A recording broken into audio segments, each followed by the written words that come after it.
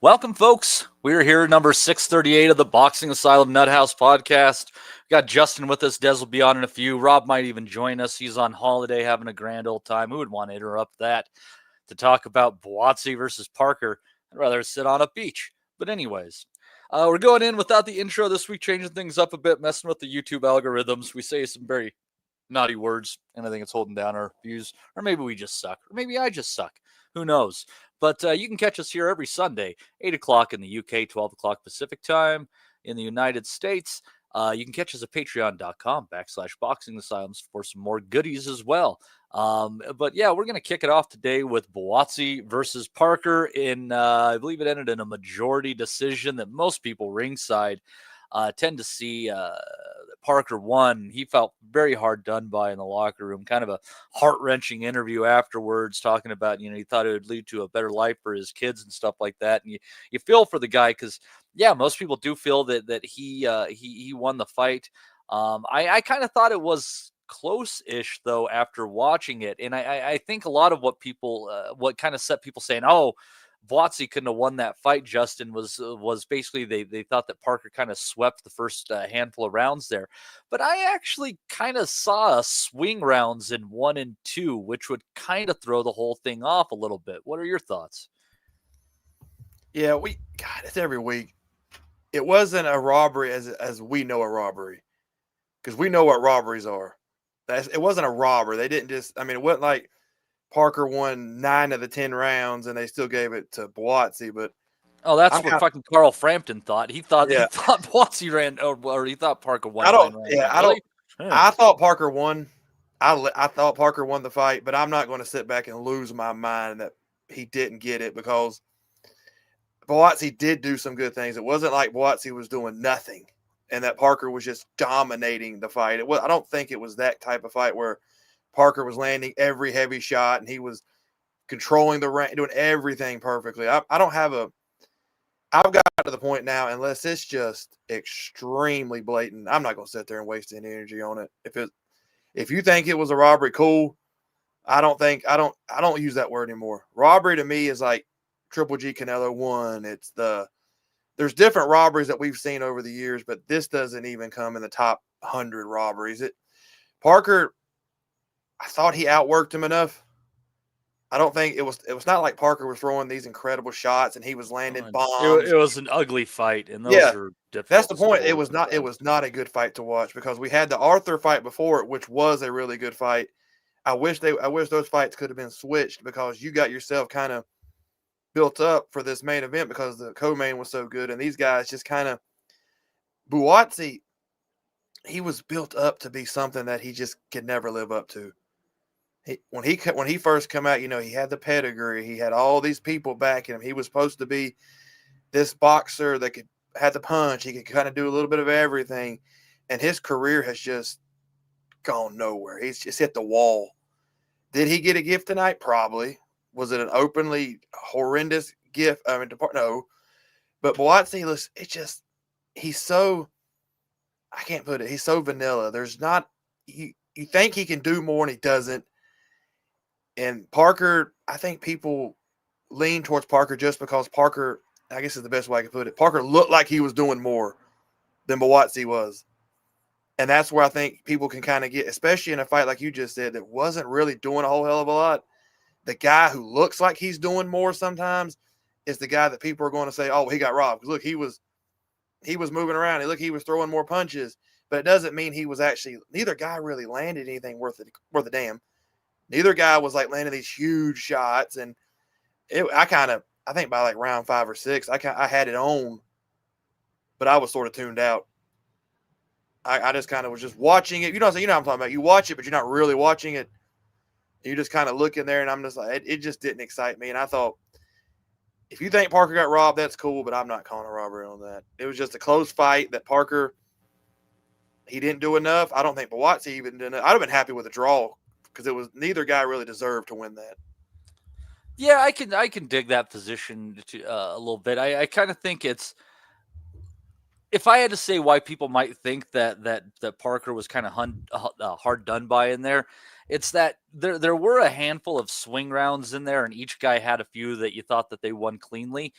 And swing rounds aside, you take the clean one rounds and put them in their own category. I'd say that there were more rounds that Parker won that you would say are clear Parker rounds as opposed to Buatsi. He just outworked him in the rounds he won. I think were more clear than what Buatsi won. Yeah, did the judges potentially give every single swing round to Buatsi, which gave him the fight over Parker? Yeah, and is that a little bit biased possibly? Yeah. I mean, but I mean, it shows that they kind of like a particular style when forced to really try to choose, I guess, between the two. And that's what they ended up with, was that they liked a little bit more of Buatsi. But yeah, I think there's probably 4 rounds that Parker won clean, 2 for Buatsi, and then there was another 4 that were swingy.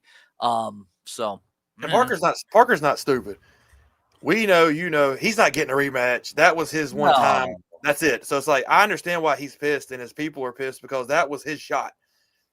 And there's no way in hell Buatsi's going to give him another shot at anything.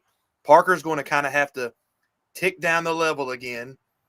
It wasn't like it was an action fight where people are like clamoring to see it exactly. again. That's the point of it, because Arthur's fight was so good. Oh, I got an Amber Alert. Arthur's basement. Arthur's fight was so good that this fight just couldn't live up to it, and it wasn't that great of a fight. Parker he's another guy that I don't think he ever thought he was going to be a stud, but you remember they were on him pretty good when he first come around. So you had like 2 guys. Then he quit against John Ryder, or he had an injury that forced him to pull out in the 4th. You had 2 guys last night that people had high hopes for that have lived up to nothing, especially Buatsi. Yeah, Olympic pedigree, that's a different story, yeah. There was like world championship. We were talking about, people were saying top 10 pound. People actually were saying this shit, that he was going to be a top 20 guy, that he was going to be a multi-time because he had all this ability. I just don't think he just simply put, he was not as good as they thought he was. Yeah, and I know they're different stories because of injuries and things like that, but I think Buatsi and Agogo are 2 of the bigger British Olympian flops in recent memory, right in the great tradition of Audley Harrison. But anyways, Des, how did you score that fight? Did you think it was a robbery or a close one that could have gone either way? No, I didn't think it would. I don't think it could have gone either way. I think Parker won it. I don't think it was a robbery either. I think it was quite subjective because there was a lot of scrappy, untidy rounds, and that was largely because I think very early on in the fight, Zach found a safe place in being negative and ragged and almost nullifying Buatsi's work, not wanting to engage. And he would press Buatsi so that there wasn't a lot of punches being thrown. There wasn't a lot of continuity in the fight. And then Parker was doing his thing. I think he went on his knees 6 times. He would push, fall down, stop the action, wipe his gloves, go again. And I think the whole fight seemed to be Zach Parker stopping Joshua Buatsi from working, letting his hands go. So I think it was very ugly. That said, I thought Buatsi looked very slow and rigid last night. I think he was tepid. He was lukewarm. And I really would like to know what his camps are like, because it doesn't look like he's getting any better. It looks like he's regressing. It looks like he's slowing down. His feet are not particularly good. It's kind of predictable. He's a little bit upright. I don't like the corner. They've got like 4 guys doing individual jobs, and it's like a little bit information overload in a very short period of time. When Buatsi goes back to his stall, historically you'd have the trainer doing 2 or 3 jobs, and he'd get all his people in place before Joshua sat down. But Virgil doesn't work like that. He wants to be very specific, very aligned. Everyone's got a job, but I think it's confusing. There's too many cooks in that corner. And I don't like this thing where Virgil Hunter's on the outside of the ring and Buatsi's got to turn his neck and look over his left shoulder to engage with his trainer. The whole thing looks to me like it's been an exercise that hasn't quite worked out for Joshua. Hey, Des, I'm not been paid well. Go on, mate. No, go on, mate. I mean, I was talking about Virgil Hunter. I was going to ask you a question. I've thought this for years, and maybe it's just me, But I want to say it. Ward made Hunter. And Hunter has got all these opportunities because he had Ward, not because him and Ward were something that just worked.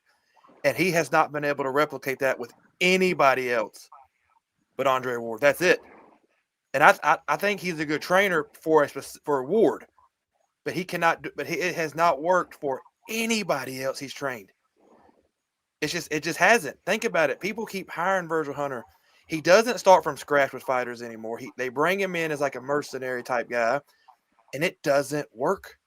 It has not worked for him in a long time for Virgil Hunter. Cam Ward was his guy, and that's all that's happened. It has not worked out for him with anybody else, I think, but Ward.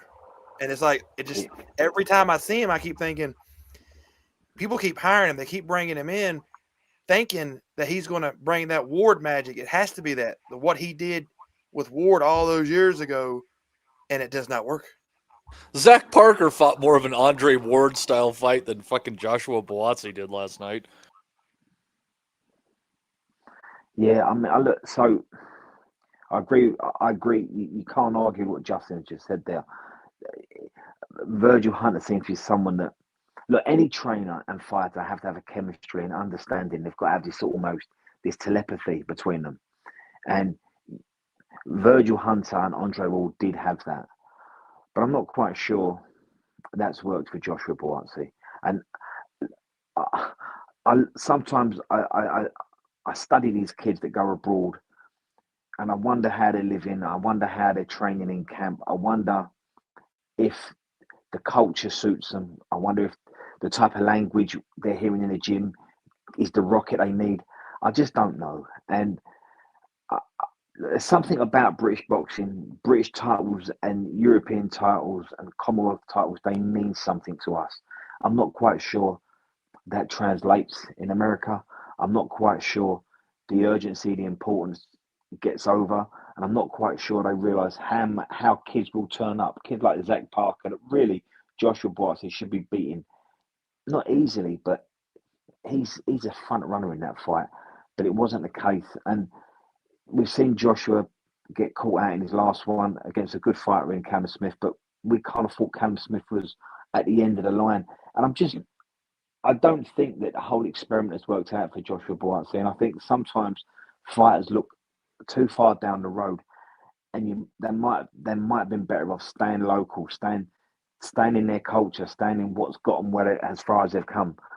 And Joshua hasn't done that. I'm not quite sure it's worked for him. Now, to make the point as well, we can't forget when Anthony Joshua turned pro, they dressed him up like Muhammad Ali.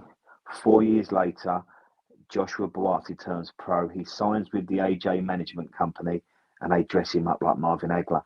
They've gaslighted the public. They've gaslighted the fighter, the broadcaster, and we've kind of been sold a pup. Not just with Joshua Buatsi, but it happened 4 years previous with Anthony Joshua.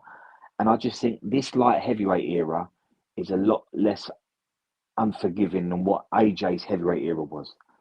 So I think Joshua, it's been a combination of a lot of things. Perhaps he's not as good as he thought he was. He's definitely not as good as they told us he was.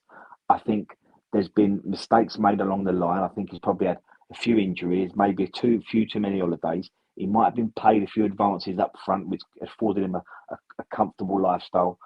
And when you put it all into the pot, I think Joshua Buatsi, finances aside, I probably think he's a little bit underwhelmed by where his career is at the moment. I know I certainly am. I think most people that have followed Joshua Buatsi from the amateurs were a little bit underwhelmed by it because he should have been further down the line, further down the track than what he is at the moment. Only if he's good enough to get there, and that might have held him up. He just might not have it. It's just because you're quite capable for 3 rounds in the amateurs and you can do some work against domestic competition doesn't ultimately make you a world champion. He might have ceilinged out. But yeah, it's a difficult one. You feel for Parker, but this isn't exclusive to Joshua Buatsi. You could argue this is about. It started with Audley Harrison. It's happened to Luke Campbell. It happened to Anthony Joshua to a degree. It happened to David Price. It happened to Richard Torres. Like the transition from being an elite amateur to being a fringe world contender into the pros is not an easy one. But I think that 2.5 year period, that window of the day you turn over to getting there, I think is very, very important. And the type of first 2 years that they gave Oscar and Miguel Cotto and Floyd Mayweather, they don't really do that anymore. And I think that's slowing the talent down. There's no doubt about it. These guys that are coming out of Olympics with medals, we know what we're looking at. They're good fighters, but there's something not happening for them in the pros. And I think it's a combination of there's probably too much money. They've probably been given a bit too much celebrity. They've probably decided to base themselves at plush training camps, or they've taken themselves out of the place that got them where they got to.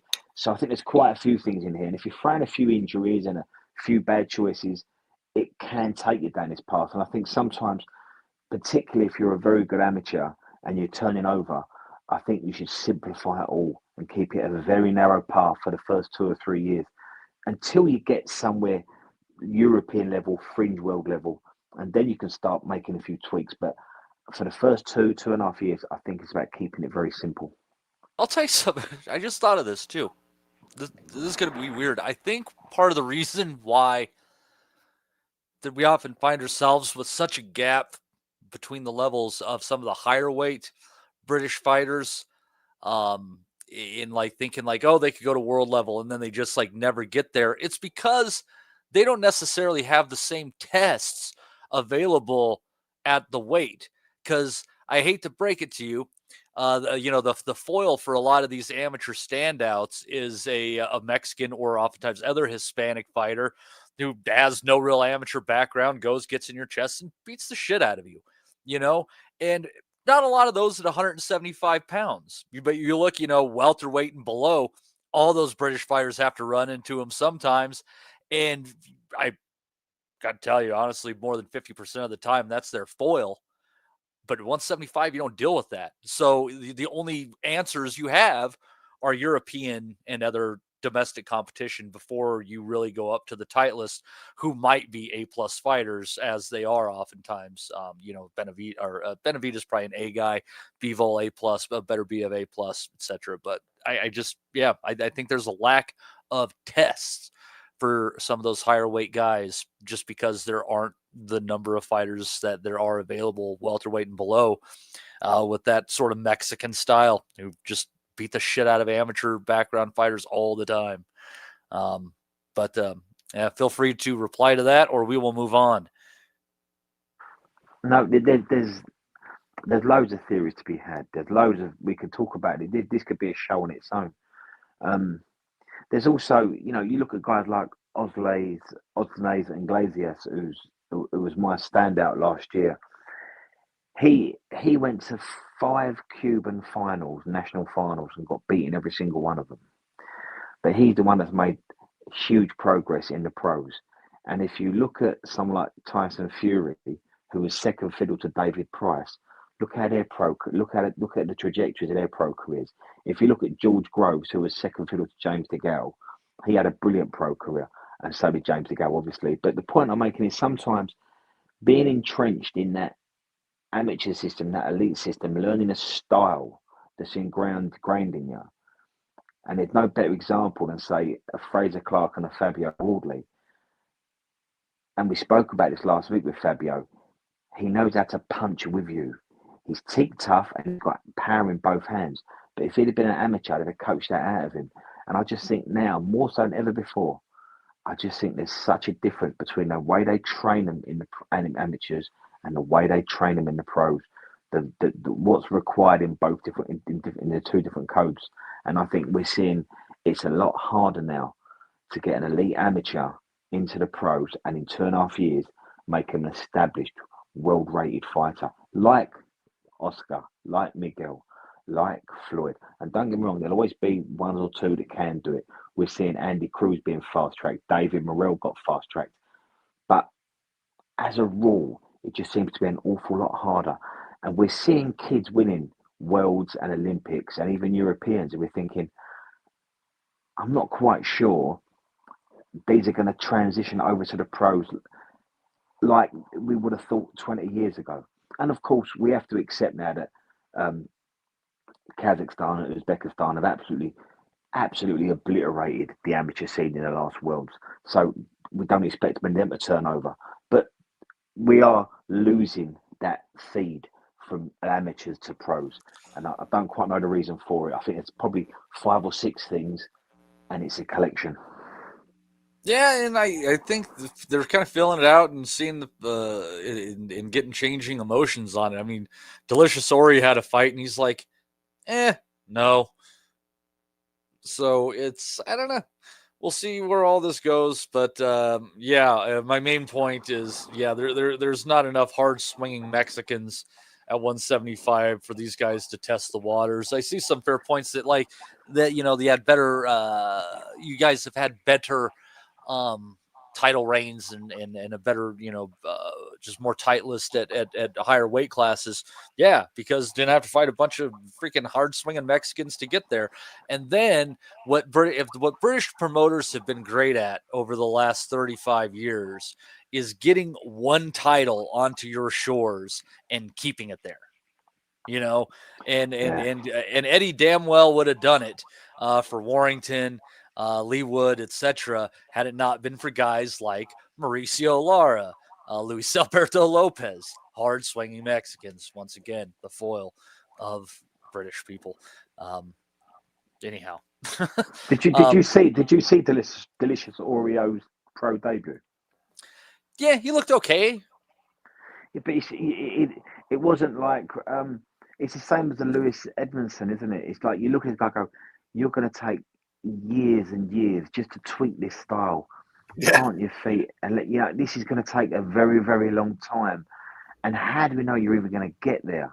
Like I remember seeing, I'm trying to think of it. I remember seeing Lennox Lewis's debut, and there was an air of excitement. And to be fair, I remember Anthony Joshua's debut. I remember Audley Harrison's debut. I didn't get that with Delicious Oreo. Now, he wasn't an Olympic champion and he wasn't a top elite amateur, but he was a very good amateur and there was a lot being made of him and he did go to an Olympics. But if you could just think, I remember Audley's and I remember Lennox Lewis's. I remember that brilliant night when the Duvers put on the 84 squad on the same night. What we're getting now is not the same buzz. And I picked on Delicious Oreo and Lewis Emerson, but I could be talking about Fraser Clark. I could be talking about Joe Joyce. And they moved Joe Joyce pretty quick. But there's not the same buzz about them anymore. They don't have the same excitement, same snap. They don't have the same look about them. Nah. Yeah, and amateur boxing has gone over so many changes in the last decade or so, and it's been so corrupt. And just try to keep it in the Olympics has been a pain in the ass. Nobody cares. I don't know. We could talk about that for hours. But let's go and talk about another fight that was on this card that people were pissed off about. Leon Cameron getting one back on the universe with a very disputed decision over Troy Jones. All of the judges going in his favor. Most folks kind of thought that Jones had done enough there. But lo and behold, 3 judges they believed otherwise. I only caught the last 4 rounds of this one, but I kind of thought that it was probably, I don't know. I thought Cameron probably won 2 of the last 4 at best. So I don't know. What were your thoughts on the fight, Justin? I thought he lost. Okay. I thought he got outworked for. I thought the other guy did the better work. Jones, I guess. I thought he just did a little bit more. I thought he was cleaner. Then I read where you have some people thinking, people just didn't appreciate Cameron's work, but I think Jones, neither guy stood out and did anything incredible. I just think Jones did the better work. I think he outworked him. I think what hurt Jones though was the final few rounds, he started to slow down a lot and it let Cameron kind of make the fight closer. And so I think Cameron on the judges' cards, I think he did get a few of those rounds in the end, just because Jones was just gassed and didn't have a lot left. You can't call that home cooking or Cameron because who's Cameron? Honestly. It's like, who is he? He's not anybody that they're going to sit there. I don't think they're going to like try to cook the books for to let him get a tough decision. It was just one of those fights that we see all the time. It's what you like, what you don't like. I thought Jones definitely outworked him probably the first 5 or 6 rounds. I thought he won, not every one, but he won at least 4 of 5, 5 out of 6. And then it got kind of tight at the end because they were both just so close, and then each guy was busted up. But I have no problem with this either. I'm not going to sit there and lose sleep over this one either. Jones is. I never lose any. I never lose any sleep over fights. I don't even care anymore if it's a bad decision. Well, I always say this: what are we going to do about it? Yep. I was like, it wasn't egregious enough that I want to sit here and lose my mind about it and say, "Oh, Jones got screwed," and because I'll say it again: who's Cameron? Yeah. Who the hell is he? He's not anybody that they're trying to like push ahead. I mean, the man's like 23 and like 24-8 or whatever the hell he is. 23-7-1. Well, 24-7-1 now. This win just sets Cameron up to get knocked out by somebody better his next fight. He'll make some more money, do what the hell he wants to with that money, get more face tattoos. I don't care what the hell he does. He can do whatever he wants to. But Jones is not. I think Jones is not that old. He's been in a couple of real tough fights. I think was it Ezra Taylor and then this one. Mm-hmm. So like he's just a guy that if he doesn't win soon enough, he's going to become a body, and you don't want to do that at this age. But I have no problem with this fight. It was I liked it. It was a pretty decent fight. I kind of was entertained. A little sloppy, but it was a good fight. Yeah. Des, what were your thoughts on Cameron and Jones? Were you among the few that thought Liam Cameron deserved it? I don't think Cameron deserved it. No, I thought Jones just nicked it. But he, by the time the final bell comes around, I think Jones had let his lead slip and it allowed Cameron back into the fight. And to coin an old phrase, I think he allowed Cameron to old man him a little bit with his experience.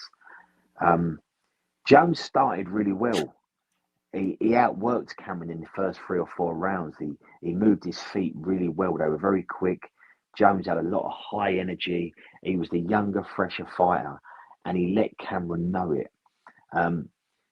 Cameron was looking lazy. His feet were slow, and he couldn't get out of the way of Jones's double jab right-hand finisher.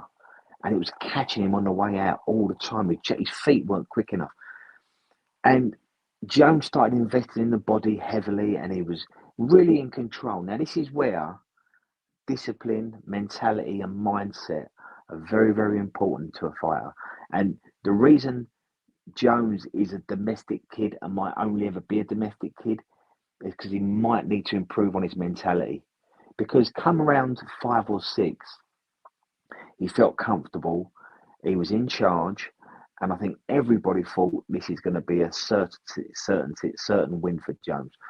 But then Jones started to enjoy himself and believe in his own hype and started to admire his own work and started to poke his tongue out and go headhunting and started to almost hold his feet. And that allowed Liam pockets and moments in each round. Now, Jones started to get a little bit ragged. He started losing his shape. And you could hear his corner saying, go back to what you're good at. Go back to what got you 5 rounds in 5. Go back to what got you a heavy lead. But by now he'd lost his mind. He'd gone looking for Liam. And I think Liam then felt comfortable because he didn't have to move his feet as much. They was both holding their feet. Jones had lost his shape and he was a target in front of him. And now Liam is in the fight he'd rather be in. And he had too much experience and knew a bit too much and he'd conserved a lot of energy by this point. And you could argue that Jones had expended a lot of energy building up such a lead. And I think the last 4 rounds were really important. And I think Liam finished the fight fresher. He finished it, the guy on the up. I think it had been a 15-round fight. I know it never could be, but if it had been a 15-round fight, I think Liam would have been a solid winner because I think he was coming into the fight and his trajectory was up. And I think Jones will kick himself tonight because that was one that he shouldn't have let slip. All he had to do was keep it simple in the second half of that fight, but he didn't. He lost his shape, he held his feet, and he fought a fight that really suited Liam Cameron. I thought Jones was still the worthy winner, but it wouldn't have been by much. It was a fight of sort of 2 halves. and I think you could pick holes in that, I suppose. But I thought Liam done enough in the second half to give the judges an opportunity to say, no, we think he's the winner. I thought Troy won it, but only just. But no arguments with the decision. Who do you so if you were Parker, excuse me, who do you think should be felt more hard done by the judges Parker. this weekend? Parker. Parker, yeah. Okay. Parker. All right. I think that's a good way to look at that.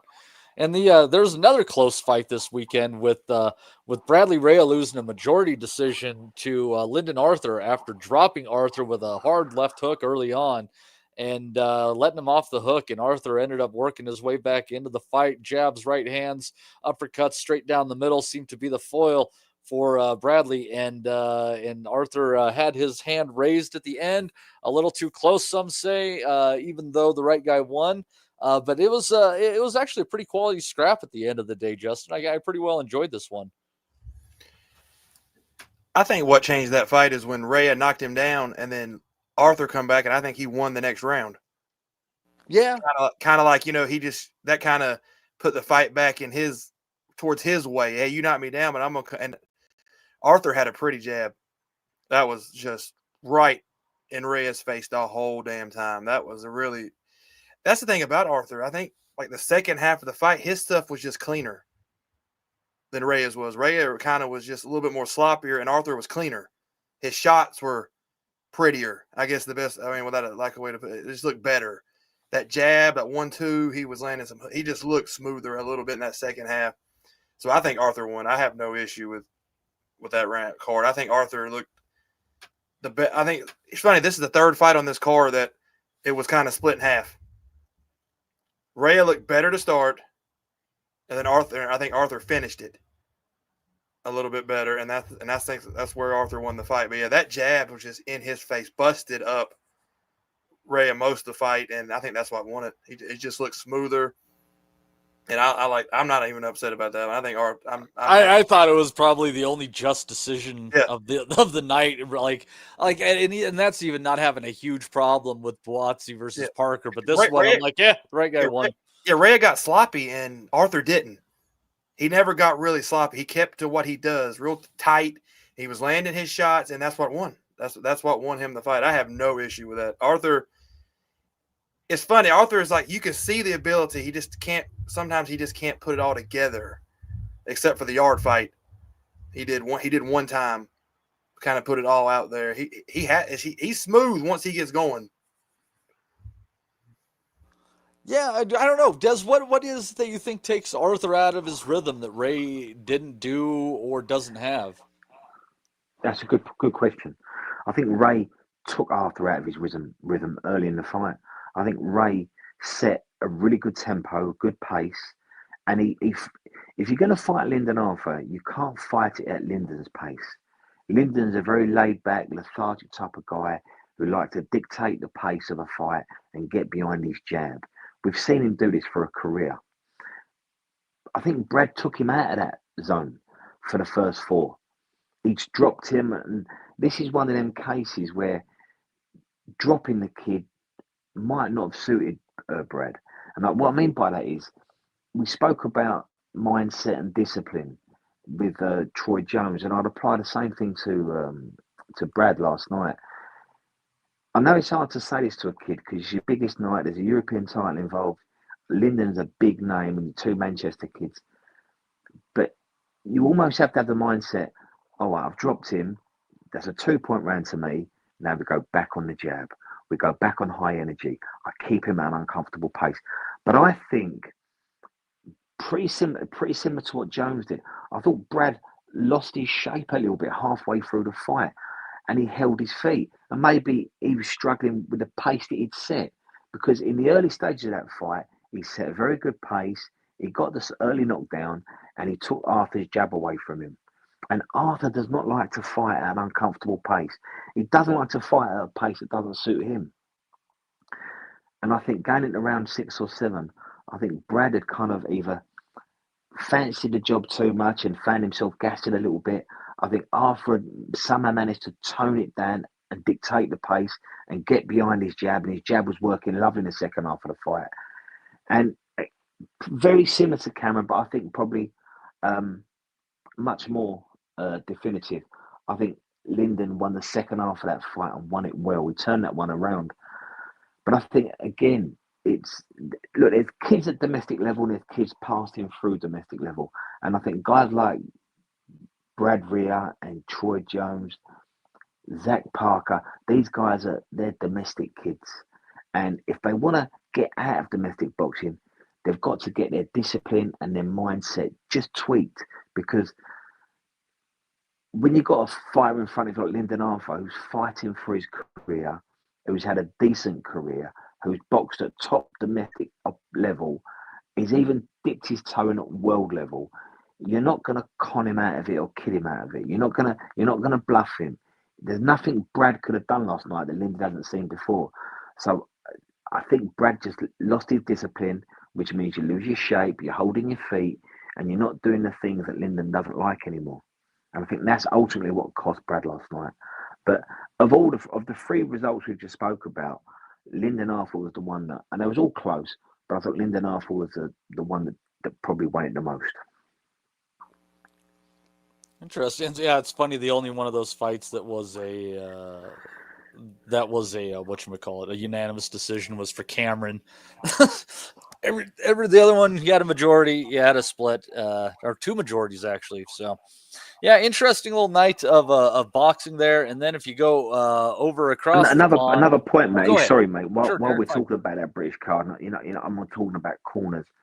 I think going into the 11th, Brad Ray's trainer, he motivated him. He said, "Do you want to go back to your day job? Do you want to go back to that?" And I don't always agree with that type of motivation. I don't think that's.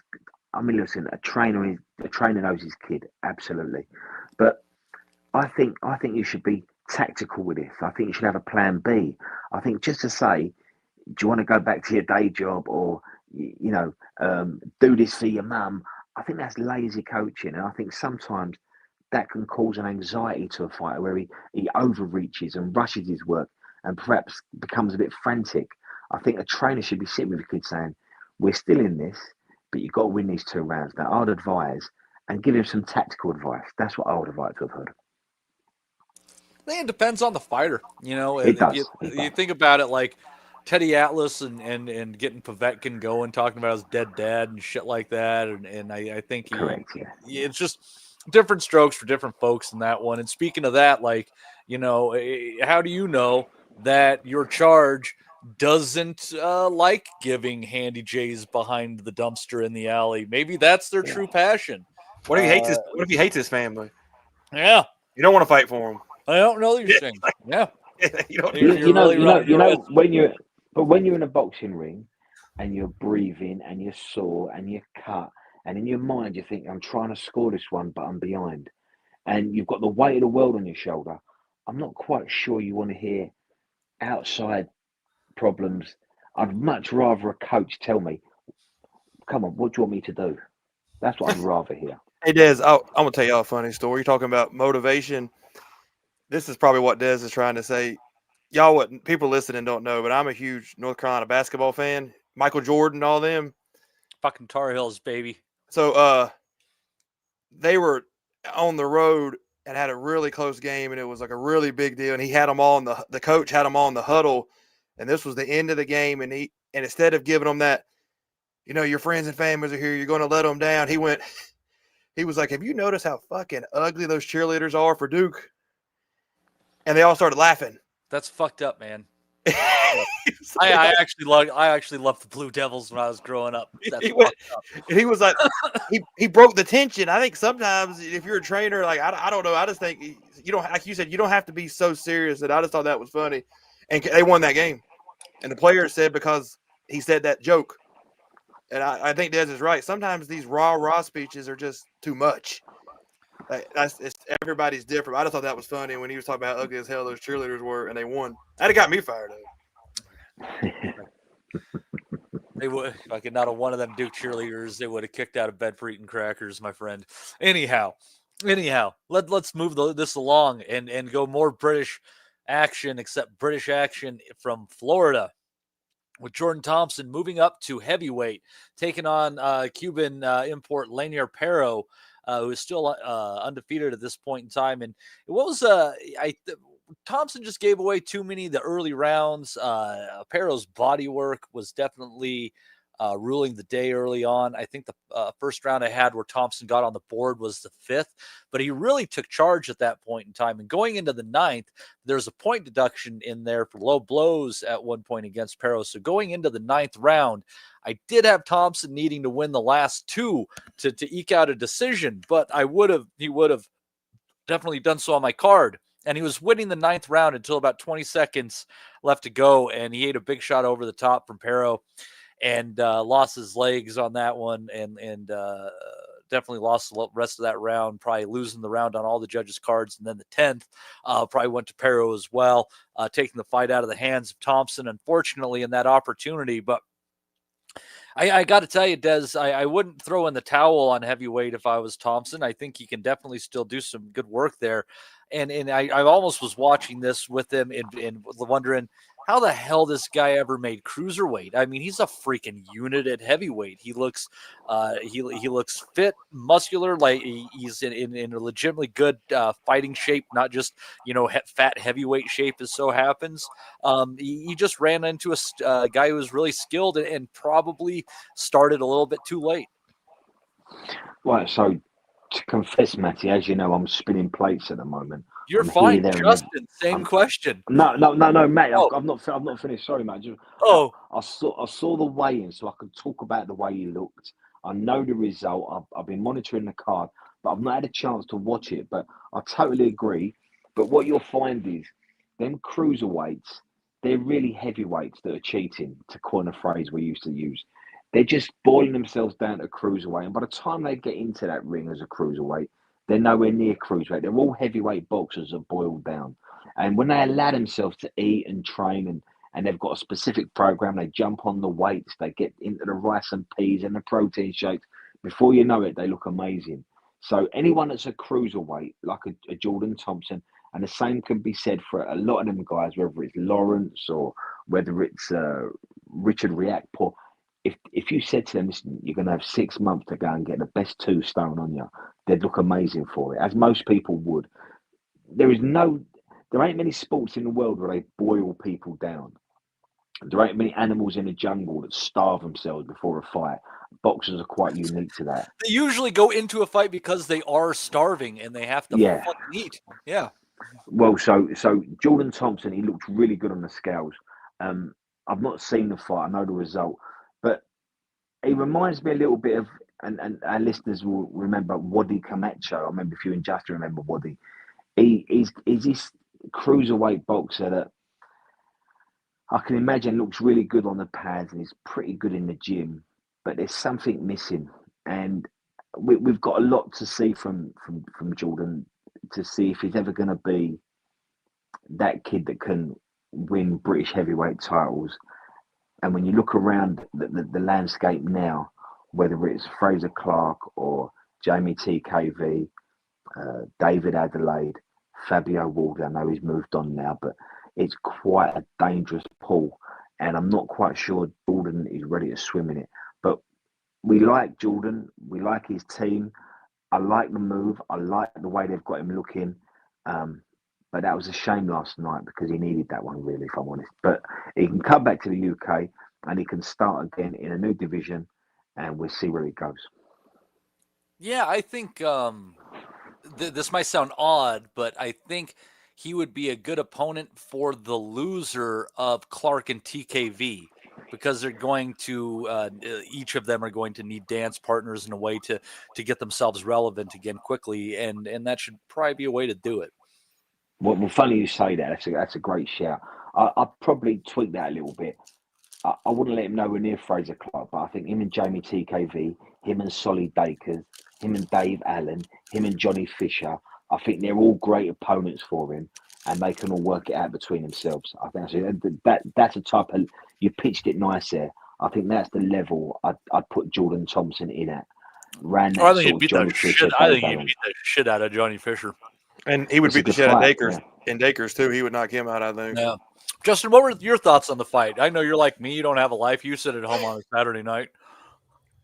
Yeah, that is true. I don't have a life. Or I could be one of those guys. This is my life. I am kind of like, if there's only one thing that I was watching, like I thought stylistically I might have tried if I was Jordan, is I really like the 2-1 as a southpaw foil. And I kind of wish he would have tossed that into the equation. But yeah, I mean, other than that, he started too late, and that punch in the ninth kind of ended the momentum. I'll be honest with you. I thought Pero would stop him early. I just didn't. I thought the 2 years, the moving up, he had no fights at heavyweight. This was not a good decision to go against a. Now, don't get me wrong. Pero is no world beater. He's not going to be a world title holder. He's not going to give the top guys a fight. I tell you that right now.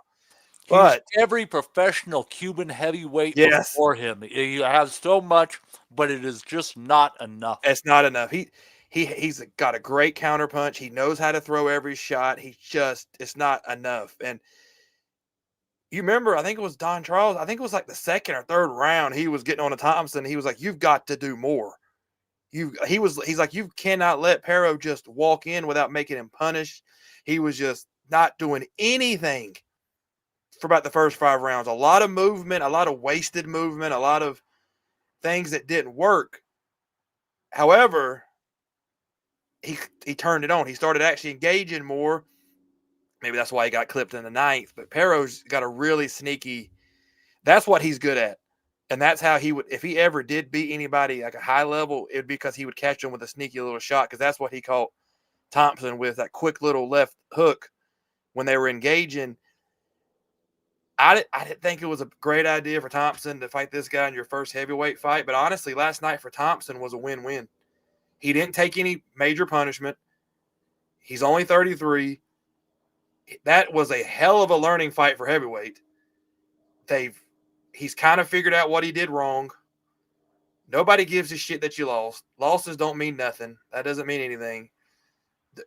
Will he be more than this? I don't think so. I don't know. But he can definitely compete at the British level and definitely European level he has to just open it up a little bit more.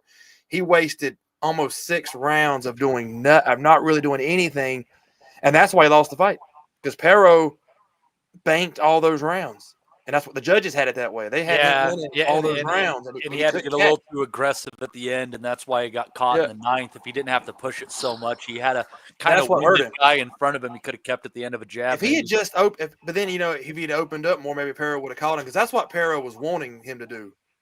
And Pero has no gas tank. I think it was at round 5. That's why Thompson got into it more, is because Thompson was in great shape. I mean, hell, he's had 2 years to work out, so he should have been in shape. And Pero started to gas. You can see on his face, he did not want to go up the levels that much. And he didn't want to fight that kind of fight. Just in so many ways, Lanier Pero is a Chinese knockoff of Luis Ortiz. He is the 50 Cent Temu version. But Luis Ortiz would beat the shit out of Pero. That's the difference. I think Ortiz is probably the only Cuban heavyweight that was like a legit heavyweight as we know it fighter. Because you had what's it, Solis? You've got Pero. You have all these guys. Bob was such a fucking fat son of a bitch. He was schooling Vitali for like 5 minutes, and then his knees like, fuck this shit. I'm out of here. I just remember him. Because he was wearing like the capri pants trunks. Remember the ones that are like down past almost at your ankles? Yeah. I just remember that look. Remember that was a look for a while for the Cuban guys, wearing the trunks almost like they were wearing pants. Like fucking Calvin and Hobbes. But I would say Hobbes asked Calvin, he's like, hey, why do you always wear short pants? He's like, because short pants touch my feet, okay? That's it. That's what he was. I would say Thompson, he's definitely a lot of guys he can mix with over if he comes back. If I were them, I would get him a confidence win. I'm not saying put him in versus no 400-pound, bald, random Ukrainian guy. Oh. But get him a. Oh, I thought you were talking about Jay McFarland for a second. Yeah, He's actually Ukrainian. put him in versus Jamie. Get him a confidence win, and then go after a Dakers, build him up that way. A Johnny Fisher. I mean, hell, that's the level he's at. And I think he could compete at that level. But the only thing that got me I think I really think like I hesitate to say how high up somebody can go, No, but I Matty. think No, Matty. Jordan can No, Matty. potentially compete at the domestic title. Well, here's the problem last night. Sure. No, Matty. I think what No. hurt him was what This hurt is- Thompson last night. And Dez, you didn't. I don't know if you didn't hear the commentary. They compared him to Deontay Wilder 4 times. that was fun. That was. They right. kept saying that he has this incredible. And Thompson said it. And if you noticed through the first 5 or 6 rounds, that's why he lost it, because he was trying to be Deontay Wilder, because they were comparing this fight versus Luis Ortiz. Fuck me. Thompson does not have that kind of power to be Deontay Wilder. They kept talking about that he just has this power, and Thompson said it during the interviews, that he has this gift from the God's power, that he is just kill people. I'm like, no, you don't. You landed some big shots on Pero. Pero didn't even move. Deontay Wilder would have knocked his head 17 rows into the crowd. That's Thompson's problem. I think they're going to have an issue with. You cannot keep telling him. You cannot keep telling him his Wilder power. He doesn't. There's a couple of things there. Firstly, I think Jordan Thompson at heavyweight will be lucky to go anywhere near a British title. If he could beat a British heavyweight champion, I think he's done very, very well. But remember, over here, if you're a heavyweight, if you want to go into Europe, you're unlocking some dangerous doors, and there's some very, very good European heavyweights that operate at European level for a career. That's their move, and that's really deep waters for someone like Jordan Thompson to swim in. But I think on the right night, somewhere between Nick Webb, Solly Dakers, Johnny Fisher, creep it up a bit to Dave Allen, creep it up a bit maybe to Jamie TKV. I think you'd probably find Thompson's ceiling amongst that lot. But the next thing I'd say is just something you've said there, Justin. Taking on that commentary, we get that everywhere. Whenever there's a boxing show, we have to listen to a load of guff from commentators, just gaslighting us, thinking we just come down the River Lee sitting on a donut like we've never watched boxing before. We get this out all the time. It's gaslighting from commentators, and I do worry. I do think that Deontay Wilder will be really badly remembered, and I think he'll be really misrepresented, because there was a period of time in boxing when Deontay Wilder, he sold the East Coast, he sold out West Coast, he was a puncher, he iced people, he defended his title regularly, he took on big names like Stavern, who was meant to be the next big thing, Ortiz, who was the most avoided. He fought Tyson Fury 3 times. He come over here to do Audley Harrison. He was going to go to Russia to do Povetkin. He absolutely slaughtered Hellenius, who was a very good European level fighter with good names on his record. I actually think that Deontay Wilder carried the torch in heavyweight boxing for a long time, and I think it's a shame that we're going to remember him almost a little bit like we're now comparing Jordan Thompson to Deontay Wilder. I think that's a bit of a shame, because he's much, much better than that.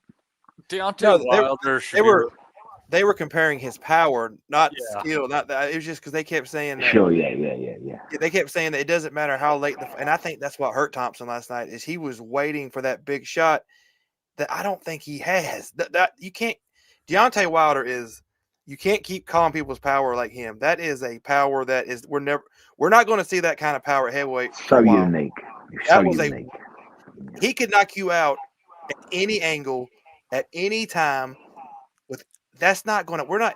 People got to appreciate the fact you better have enjoyed that knockouts when you could, because we're not going to see many guys come up with that type of power. That was once in every 15, 20 years power. There's nobody even other weights right now that are like that kind. Where you're sitting there watching a fight thinking it could be round 12 with 30 seconds left and he will get you.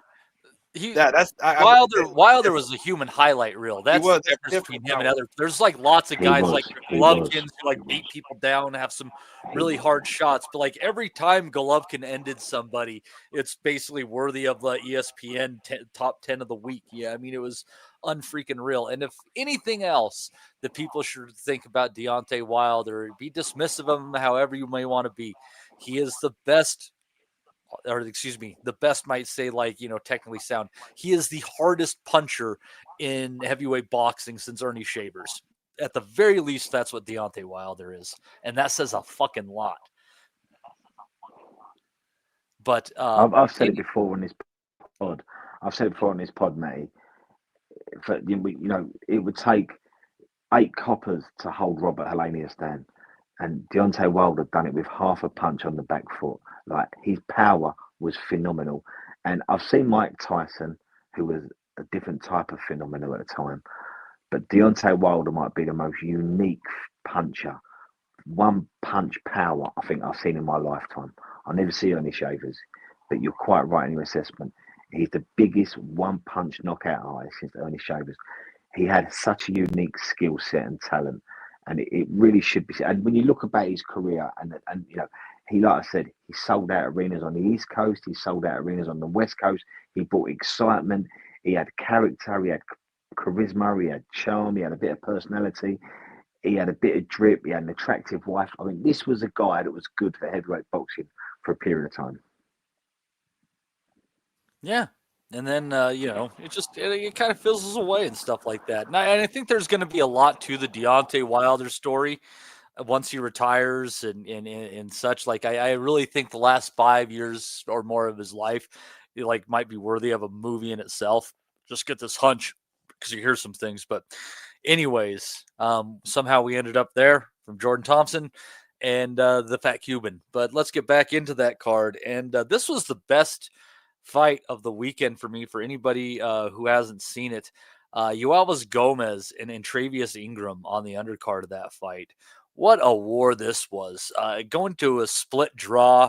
And I think I kind of leaned Gomez, but Ingram was really kind of pouring on him late. Like, both guys were hurt. You think they're both like absolutely knackered, and then they just swing something over the top and the other guy's buzzed. Absolute back and forth war. Both guys hurt. Nobody was down in it. It was just I honestly can't say enough about this fight. I'm not saying fight of the year contender or anything like that, but this was certainly easily the fight of the week, Justin.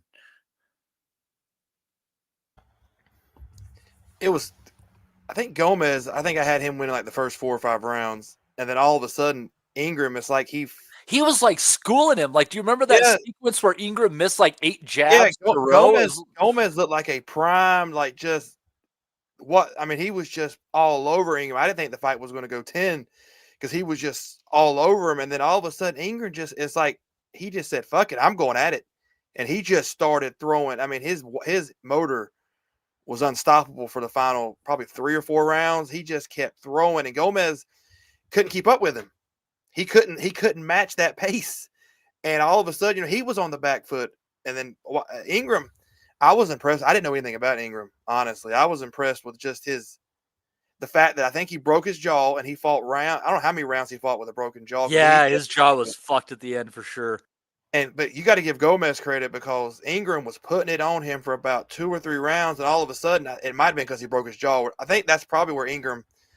I'm going to think he broke his jaw around 8 or 9 because that's when he kind of slowed down a little bit, and that's when Gomez kind of got back into it. So I'm thinking the jaw was broken somewhere around there. It definitely wasn't in the middle of the fight because I don't think he would have been able to go forward the way he was. No, I'm thinking it was like probably end of 8 or 9 because that's when Gomez started to kind of win those last 2 rounds. And I think Ingram kind of backed up a little bit. So I think it was broke. I'm pretty sure it was broke during that. But it was way better than I thought it was going to be. And Ingram, he'll be out for a while, but he's made a name for himself now. He's definitely going to get a few paydays off of this. Because, I think he's from that area, and he had a lot of fans, and he did not embarrass himself. He was like a high school football star in the area. He looked good. He looked good. He had a lot more to Gomez, he's another one of these Cuban guys that looked like he should have jumped on a boat and come here a long time before he did because he looks a little long in the tooth. especially that second half of the fight, you could tell he was like Perro. It's funny, him and Perro did the same thing. It's like they kind of hit a wall halfway through the fight, and they just everything they were doing well just sort of slowed down. And both are Cubans. they are. They're like Gomez. You notice the Cuban guys. Not everyone. There's different, but they don't like to be out of their rhythm. They don't like they control the pace. They don't. Yes, points. They do not like to be pushed at all. They like to keep it. This is where I want it to be. And once Ingram and Thompson the same way, once they turned up the level a little bit, they were kind of lost of trying to get it back. That's why I think Ingram broke his jaw like 8 or 9 to allow Gomez to get it back. But it was a good fight, like you said, not fight of the year stuff, but it was a damn good fight for, especially when you didn't see it coming. Those are always the good ones. When you had, who the hell would have thought Gomez versus some random dude Ingram football player would have been a good fight? Yeah, it was fantastic. This card was honestly it was all right. Nishant Dev looks to be a decent prospect. Saw him on there. Omari Jones got a stoppage against a 12-2 opponent at 3-0, moving up in his young career. And I'll tell you what, Pat Brown taking out Felix Valera, who is 24-8. I like Pat Brown. He's going to be something. I'll tell you what, he's a classy guy. He's a good fighter, hell of a puncher. He had knocked down Valera previously in the round, and Valera decided to swing it out with him, and Pat Brown stood there, watched what he could watch, and just landed a torching right hand on him. But then as soon as he knew that Valera was okay after the count was over, he helped him up off the ground, gave him a hug. That's super polite. That's where I lost all respect for him. I lost all respect. You leave him on the ground. Leave him down there. You step over him as you walk back to the corner. That's where I lost all respect for him. You leave him down there. Pat Brown, man, great guy. Fucking A, man. Like, great guy. I'm team Pat Brown after watching. I am. I like. What an interesting 5 minutes. This is what, his 4th or 5th fight now? I think it's 5th. That was his 5th, I think. He's going to be one of these guys. I think Des said it one time. He's always going to be in these type fights because I think that's just what he's going to do. And we better enjoy him while we can because he's going to be in a war every single time. And I'm going to watch every single Pat Brown fight. If I see him on the card, I know what he's going to do. He's going to come at you. He's going to fight you. And that's what I want. You can't always have the slick guys that get the Hitchens dudes. Sometimes you need these guys that are just going to go out there and they're going to try to beat the shit out of the other guy. And they're probably going to take some punches and he's going to go to war. Is that going to lead to him? And then he's going to take him out for pancakes. Yes. Exactly. See, that's why I like Pat Brown. I'm definitely going to enjoy all his shit. He's good for boxing. A nice guy that wants to whoop your ass. That's good. I like it. Get him out there. He didn't take any punishment, so we should see him. I think Eddie will get him out pretty quick. He didn't really take any shots. It was his first scheduled 10-rounder. Went 2. Yeah. Get him out there again. Yeah. Fantastic cruiserweight prospect there for sure. Definitely a blue chipper. Speaking of blue chippers, Rob Kelly has been waiting patiently in the background while on holiday. What did you catch this weekend, Rob? Feel free to run through it. Saw the Buatsi and Parker fight, and I was in the camp that's siding with that being a bit of a contentious decision. I didn't see a Buatsi win in any shape or form, let alone did I see the cross between Ward and Holyfield that Bellew said he was going to be about 7 years ago that Dominic sent me today, a reminder. Buatsi, if he's a Ferrari, it's like he's stuck in traffic, isn't it? Like, it's like he doesn't seem to have the ability to adjust on the fly. Given that he came back against Liam Smith and came back roaring there, I think they might have even had a round of the year in that fight. But showed like that he wasn't able to figure Parker out. Now, I'm not a huge fan of that Parker style, the way he was doing it last night, where he was going about his work. He was fiddling Buatsi around. He was picking his pocket, wasn't he? Like it was nip and tuck. He was hitting angles. He wasn't engaging too much. He was switching stances, but still, I don't think you could say with a good conscience that Buatsi got 7 rounds in that fight. Like, I couldn't see that. Like, so I thought that was a bit of an abomination. Buatsi's going to sit out now and wait for the winner of Benavides and Yard. And if you're him, you got to hope that somehow Yard pulls off a miracle because he stands no chance against Benavidez. I think Benavidez would just wear him down and punch him out and stop him. Even Yard is a more interesting fight, but we have to wait and see how that one plays out. You would suspect that Yard once again falls short. And Yard is a common opponent with Lyndon Arthur, or lost to Lyndon Arthur, who came back last night against, was it Bradley Ray? Yep. Got dropped, got back off the deck, won a fight off the jab again. He's a brilliant javelin Arthur. You have to wonder at times, has he been putting it all together? A nice moment for him in Manchester under the tutelage of Pat Barrett, who I remember more reading about back in the days when I was a kid, because his fights weren't as televised back in the 90s, but he was always a big star in the boxing monthly magazines, etc., known for his left hook. So a nice moment for the two of them to have that win in Manchester. But Lyndon Arthur is a bit of an enigma. I don't know if he's all the way in on the sport, but he probably could have done something if he'd applied himself a little bit more. I saw the Pat Brown stoppage, pretty impressive. Just saw that as a highlight. I'm interested to see how he gets matched as we go along. But I didn't see any of the US cards or whatever, because I'm on my holidays and all that. So just catching fights in between. I saw Sunday match today. Get up. But yeah, that's all. Well, I hope you've enjoyed more cocktails than you have fights. Not big on the cocktails now, Matty. I'm on the Amstels over here. They're only like a euro a pop. Like pretty good Damn. stuff. Belgian beer, very nice. Damn. All right, good stuff. That's not a bad deal there. So the only other card to speak of, and I don't know who watched anything on this one, was Michaela Mayer picking up a title in another division, actually three of them, against Mary Spencer.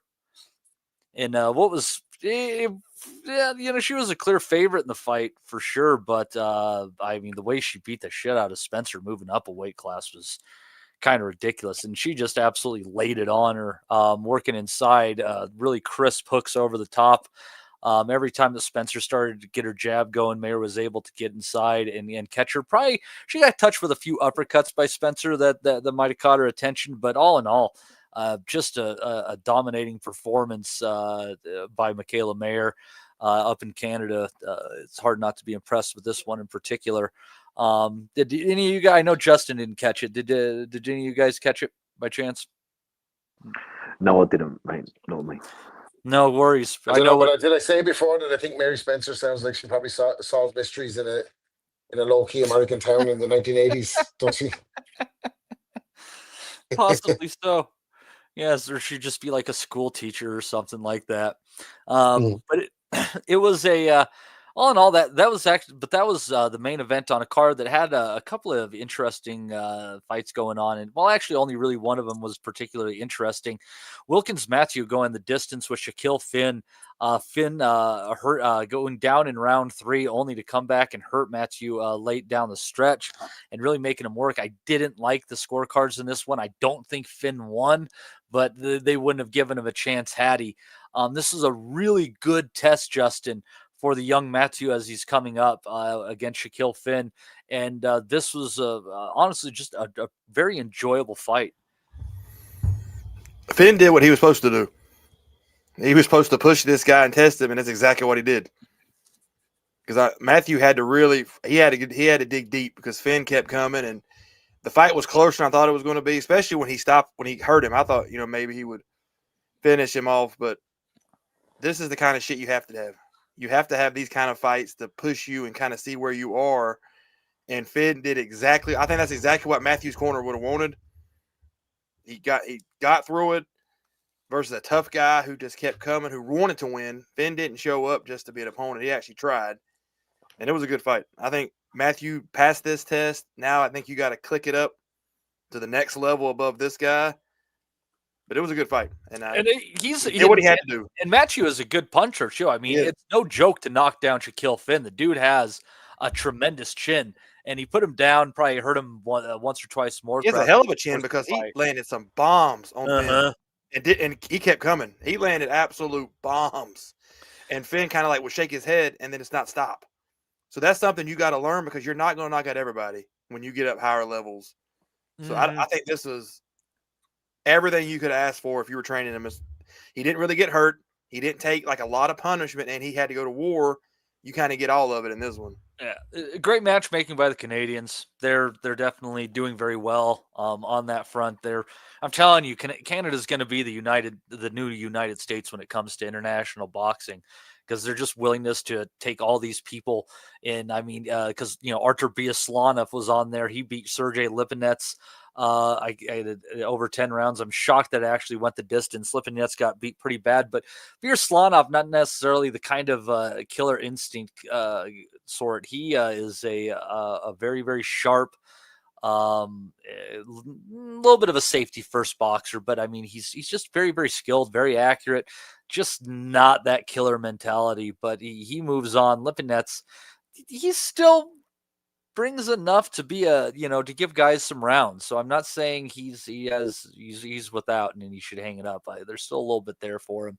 And Mehmet Unal was on there as well. He got a stoppage in one round against Ralph Vilkens, which I wouldn't underestimate. Doing that against a very experienced guy who had not been stopped prior. And he had gone the distance with Anthony Yard. So definitely you got to give some respect to Unal there, who continues moving on up in the 175-pound division. He might be a force. And then Christopher Guerrero and Williams Andres Herrera had a decent little fight there. Guerrero, the 15-0 prospect, now 16-0, getting the W there. No big arguments on that one. Any thoughts on the rest of that undercard, Justin? I'm good. All right. I think that's what everybody has seen. I think we're caught up. All right, fantastic. Let's go over and we're going to check that good old schedule here. All right.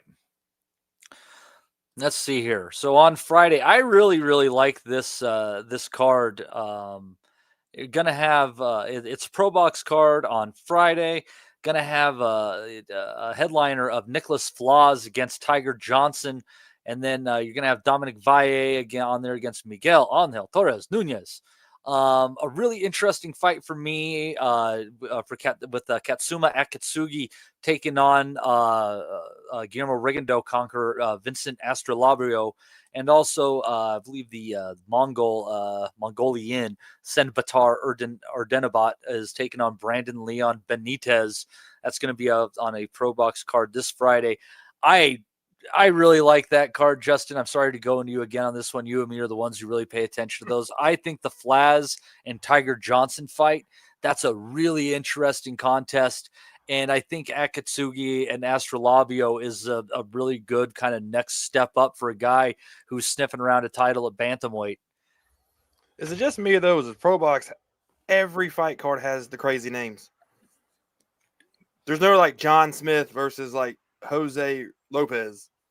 It's just never the simple shit. It's like everybody has to have 4 names. Anyway, that's just my thing. I like Tiger. Was it Tiger Johnson? I watched him fight. I watched him fight a few months ago. I don't remember. It was on a top ranked card of sorts, I think. I was there. I don't remember. It was the one. I think it was the Keyshawn Davis card. Yeah, that was him. That was him. Yeah. He looked decent. He could have done more. I think that's going to be the story of his career. He's not going to have that. I don't think he has that extra because I was sitting in the crowd with a couple of guys and we were talking about it, and you just kept thinking he could finish this guy. Like, what is? And I just remember his trainer was funny as hell, Tiger Johnson. His trainer must have been like a former pro boxer, because he was actually throwing the shots better than Tiger Johnson was. Like, showing I remember that. That was funny. Yeah. He was. I mean, he looked in better shape. I was like, hell, he probably whoop his ass in training if they actually fought, because he looked like he was going to get in there. So I think Johnson can do more. And Flaz, I think Johnson will get him, but I would not be surprised if he loses this fight. Flaz is a good puncher. He's a really sharp, hard, tough guy, and I don't think Johnson has the pop. Exactly. And I think Flaz, if you can't hurt him, then it's going to be a really hard fight for him. And I don't think he had, because he landed. Every time I see him, you could tell that's what he's missing. He kind of gets a little lazy, doesn't throw as much as he should, and he doesn't have great power. And I think Flaz can. I mean, I'm gonna lean toward. Actually, I'd probably bet Flaz to upset him. Honestly. I'll be looking at the odds on that one for sure. It'd be a value bet. It's one of those fights when I look at it, I'm honestly like, this is 50-50. And if one guy is a particularly big underdog, it's a good value bet either way. My opinion. Flaws might be able to stop him. That's more likely than Johnson stopping Flaws. Watch me look like an idiot. Again, I think Akatsugi and Australabio is going to be a really fun fight, honestly, and that's going to be on Friday night with on ProBox TV. So, and also on Friday, this will probably be earlier in the day, or maybe it's the next. I don't know how this works all the time with the dateline and how they list shit.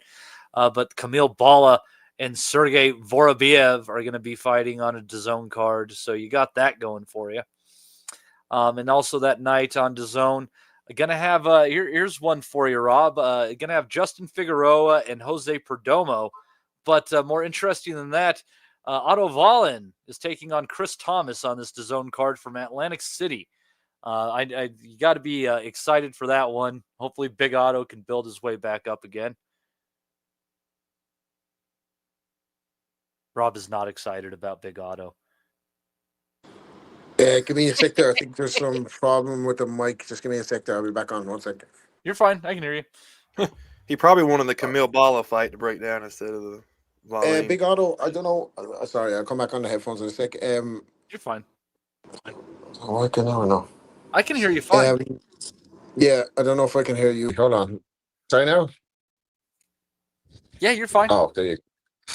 Yeah, Big Otto, I was always a big fan of Big Otto. He let me down badly a couple of times, particularly against AJ. I like some of his early work. I like when he was with Big Joey, or Little Joey Gamachi, should I say. I don't know if they're still together, are they? No clue. But he gave a good account of himself against Fury, and then I don't know if that was an off night for Fury or whether he wasn't training or whether it was just a cut that kind of embellished Otto's performance, but like good enough knockout ratios, kind of 1 and 2 in terms of knockouts, but just in terms of the pro career, I think there's something missing, and I don't think he's gonna do outstanding things. I don't know much about his opponent, but keep it short and sweet on him. I liked him to a point. I thought he was going to become a good boogeyman opponent. But I thought he completely shitted against AJ, and after that I'd have a hard time watching him. I don't know if he's still with Joey Gamachi or not. Maybe he's gone, but and then to lose to Derek Chisora on top of that, like, it's just like, fuck off, man. Where do you get this fella out of here? Like, so I don't know what this is going to be. Is it going to be a 10-rounder, 8-rounder? I'll tell you what, if he struggles in this one, it's a rough deal for him, Rob, because this guy has lost. He lost to Gergen Hovanesian. No big shame in that. That was earlier this year. I'm trying to remember that fight in particular. Justin probably remembers it better than I do, but yeah, he was down substantially after 2 rounds. So he has a draw with a 4-1 guy. He lost to Roy King, who was 11-4-1, and just no notable wins really on the CV there. So it's a guy. If Otto struggles with this guy, it's probably time to hang it up. I'm not expecting great things. Put it that way. Whether they're so I don't know. We'll see.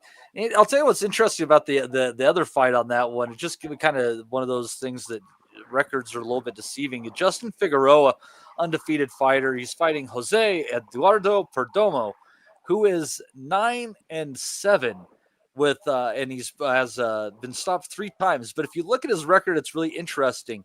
The record of everyone he's lost to in his career is he lost to a 1-0 guy, a 15-0 guy, a 17-3-1 guy by split decision. 15-0 Pierce O'Leary, 4-0 guy, 7-0 guy, and a 4-0 guy, and he has a win over Mickey Scala, who is 12-0 in September. And here he is fighting again. He has fought. This guy is fucking impressive. He's Uruguayan. He's basically fought every month. He's fought in August. He fought in September, October, and now he's fighting in November again. So fucking hats off to Jose Edgardo Perdomo going in against the undefeated Justin Figueroa. Like, Your fucking record doesn't say the whole story, dude. You're a little fucking badass. So go kick some ass, man. That's a hell. Like, yeah, that guy just got thrown in the fucking fire. What are you gonna do? So, anyways, yeah, that card's gonna be on a DAZN card from Atlantic City from the Tropicana. Bruce Seldon Jr. is on that card. That's interesting. He's 7-0 right There's now. a blast. There's a blast from the past. He's 31 already, so he better fucking get on it. This Jose Medina guy, he's fighting us 8-2-1. Yeah, Seldon's like 5'9", heavyweight or cruiserweight. I watched him fight the other day. He's like 5'9" or like he's something 6 like foot. They got him at 6 foot here. He just looks so small versus the other guys at that weight. Hey. So, yeah. So let's go back to the old schedule. Fucking back to all the wonderment that awaits us all. We all know the ones that we're looking forward to. But and a real quick, with the Captain Casual throwing in $4.99 with us. Sorry, chaps, a long overdue super chat for me. Hopefully, helping to fund getting Gomac on the blower. Well, we know what Dez's one mission is at this point in time. But to say something to Captain Casual, they looked after Freddie Potts last season down at Portsmouth, and he had a really good season for them. We've got him back at West Ham. He made his first start today. He had loads of energy. He really good habits in midfield. He was a breath of fresh air, and he was part of a really good side today. And on the Nutters chat, you've got Owen and Georgie and Big Dave and myself. We're all West Ham fans, and we just look for any good result. And today we had a good result. So, Captain Casual, thanks for looking after Freddie Potts last season. Damien was always telling me what a great job he was doing down there and how much they liked him, and they've given us back a really good player. So Damo's a good guy, really good guy. Thanks for the super chat, Damo. Thank you. Yes. Not wanting to skip over it entirely. Got T.O. Allen and Leo Gormley from Belfast going on. I looked up T.O. Allen. He's got an interesting record. I will say no more. But the one we're looking forward to most is definitely going to be from Fort Worth, and that's with Virgil Ortiz and Erickson Lubin. But let's go over that card more from top to bottom here real quick. Let me pull up the old box rec and go deeper on this.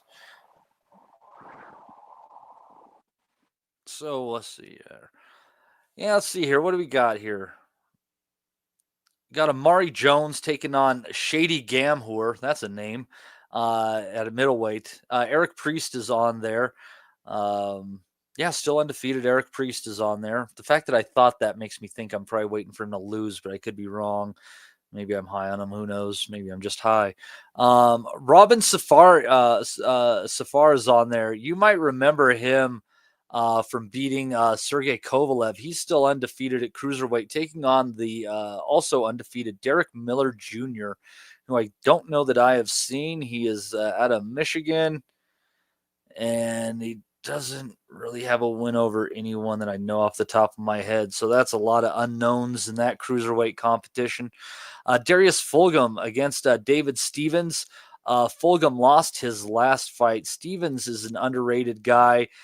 He lost a split decision to Beck the Bully, and he got stopped in a round by Joe Sean James. But going to show sometimes those one-round stoppages for just, a shot when you're dry, and it's terrible. He has a win over the undefeated Sean Hemphill, Marco Antonio Parabom, and he just beat the undefeated Peter Komikov by a unanimous decision his last time out. And going in against Fulgham, who definitely needs a bounce back. He lost last time out to the aforementioned Beck the Bully. If I recall in that one, he was down in round 12, but it was getting interesting down the stretch. And if he would have won that round, he would have won it. He lost 112 to 114 on all the scorecards. That was a good fight. So Stevens and Fulgham, I think, is going to be a really good undercard fight on there. Des, you kind of like this one?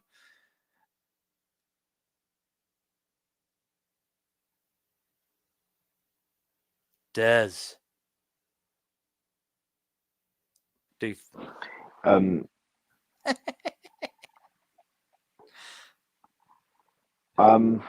not quite sure where Fulgham's going to go, to be honest.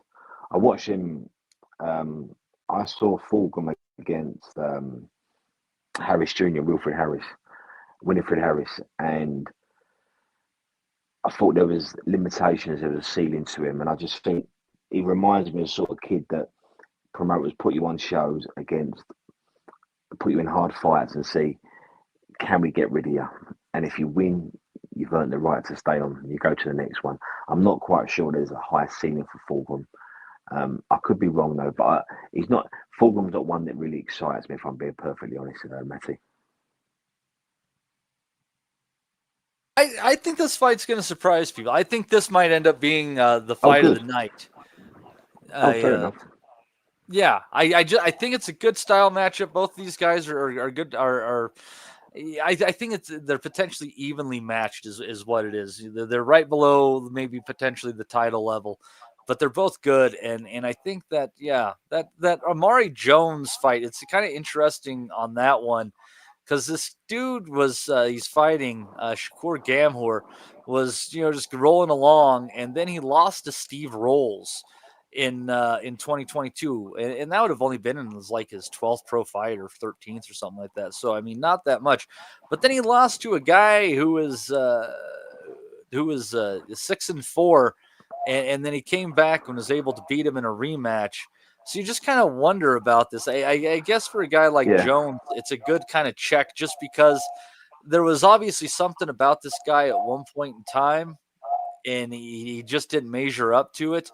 But if you kind of see any sort of a struggle for him at this level, it's definitely a sign of things to come. Couple of things here. Is it me or you that's getting a bit of feedback on our mic? Do you have a headset on? I do, yeah, but I can sort of, it's like you're standing you're sort of in a tin bath. I can hear loads. Anyway, if you ain't changed nothing, it might be me. Is he standing in a tin bath? This is that's what we need to find out. Fuck off, Interpol. I'm having a tin bath, yeah. Right, so is Oscar paying Virgil Ortiz a lot of money? Because this card ain't got a lot been spent on it. And I wonder if he was on Gervonta Davis money or Devin Haney money. I wonder if they'd stuck all the money in the main event. I bet you he's kind of probably in the mid six figures at this point. Really? Okay. But yeah, I don't know. He's supposed to fight Boots if he gets through Lubin. Rob, do you think that Lubin gives Virgil Ortiz much of a problem? Like the thing about Lubin is, let me say, we've seen him lose twice, potentially 3 times against Jesus Ramos. You got to throw that one in there as well. And we've seen him get knocked out twice, both of those times by uppercuts. It just feels like there's a fucking blueprint at this point. Well, you got to. It's one of two things, because it's this triangle theory, doesn't it? So, isn't it? So, if Lubin hangs in there against Virgil Ortiz, then you'll have revisionists go, Jesus, Charlo was a lot better than we thought, or Charlo already fumbled the bag, or maybe Virgil Ortiz is not as good as we thought he was. Because he was no, I think he was, but I think he gets his personality. That's because he phoned it in against Canelo. We all think he's a fucking cunt after that. Yeah, like people turn on the boxing fans are fickle, but the Charlos, people are generally not too high on the Charlos. Like, you don't hear people fucking generally cheerlead for the Charlos. Like, so I think one of two things can happen. If Ortiz has a tough night with Lubin, and there is no triangle theories in boxing, of course we know that they don't work, they never work. You can measure them up and talk about them, but it never works like that. I don't know if Lubin gives Virgil Ortiz a tough night, people might retrospectively say Charlo was fucking unbelievable and he should come back, or that just say Virgil Ortiz wasn't shit because he didn't fold him like Charlo did. I think the knockout's inevitable. I think Virgil Ortiz is that good. I think he has a couple of ways to figure you out. I think he can win in more than one way. If he doesn't knock you out, then he can tough it out on points. I just think he have too much arsenal for Lubin, and when eventually he finds him, the stoppage will come. I think Ortiz is the bollocks. I think he's the daddy at that division, and that win over Madrimov and the way he just really beat the snot out of him down the stretch spoke volumes of where he's at. Yeah, and I think him and Boots is the natural fight that we want to see. Everybody wants to see this, so we don't want any like Lubin versus fucking Boots Ennis is not a big fight for anyone outside this pod. Ortiz versus Boots Ennis is probably not a bigger fight for many people outside this pod, but it's a big fight for us, so we want to see it. So, um, I think in that division, Ortiz is the man. As I said, I think he's going to have too much arsenal for Lubin, and it's going to be a somewhat routine win. Just get the job done. Probably stoppage around round 9. Yeah, I think that's the round that Fedora stopped him. Obviously, Charles. Yeah, I don't think he'll go out. I round. don't think he'll blast him. Like I don't think he'll go out and blast him. I think Ortiz likes. Ortiz takes a lot of care with his work, doesn't he? Like he's a very strategic fighter, precision fighter, good shot selection, good boxing IQ, can go up and down with the jab, has a bit of power as well. I don't think he'll go out and not saying that if he gets an opportunity to finish Lubin before then he'll take him out, but I think he'll take his time with him, break him down kind of methodically and looking at a late half stoppage, I think. I'm trying to figure out how many southpaws that he's fought. Is Ortiz or Lubin? Yeah, or Ortiz. Bahuchik is a righty. Madrimov is a righty. Delorme is a righty. Lawson is a righty. McKinson is righty. Yeah, no, he's a southpaw, but I mean he has no punching power. You know that was the problem with him. Kavalauskas is a righty. Maurice Hooker is a righty. Remember him? He had a nice little stint, didn't he? Maurice Hooker. He was a cult hero on the pod. Mighty Mo. Samuel Vargas. The 9 kids. Vargas was a righty.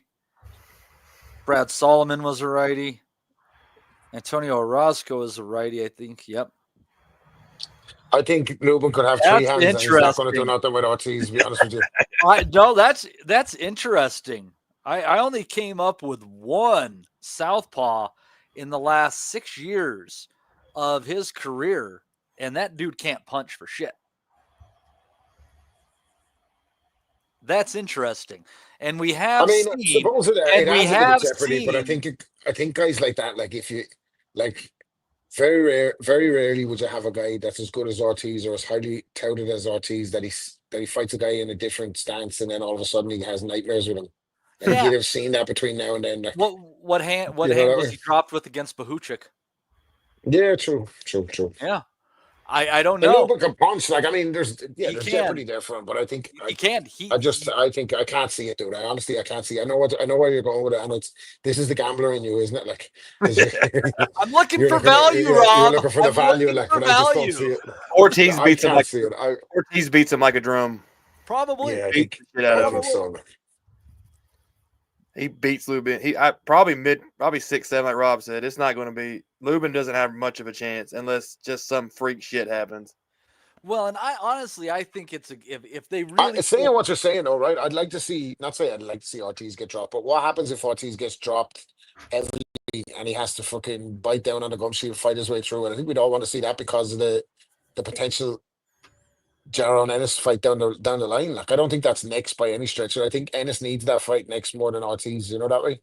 They need each other realistically, and we need them to need each other. Like, I'll say this much, Rob, is I think because they're obviously building to a fight together. I think Ortiz fighting the southpaw Lubin is better preparation for him fighting Boots who switches than Boots fighting fucking Uswe Lima or Edgar James Olmos or whatever his fucking name was. You saying Boots didn't learn anything from his last fight? I'm thinking that's a possibility, Justin. I don't know, Des, where you're hanging on this one? I'm pretty much with I think Rob said it. Justin said it.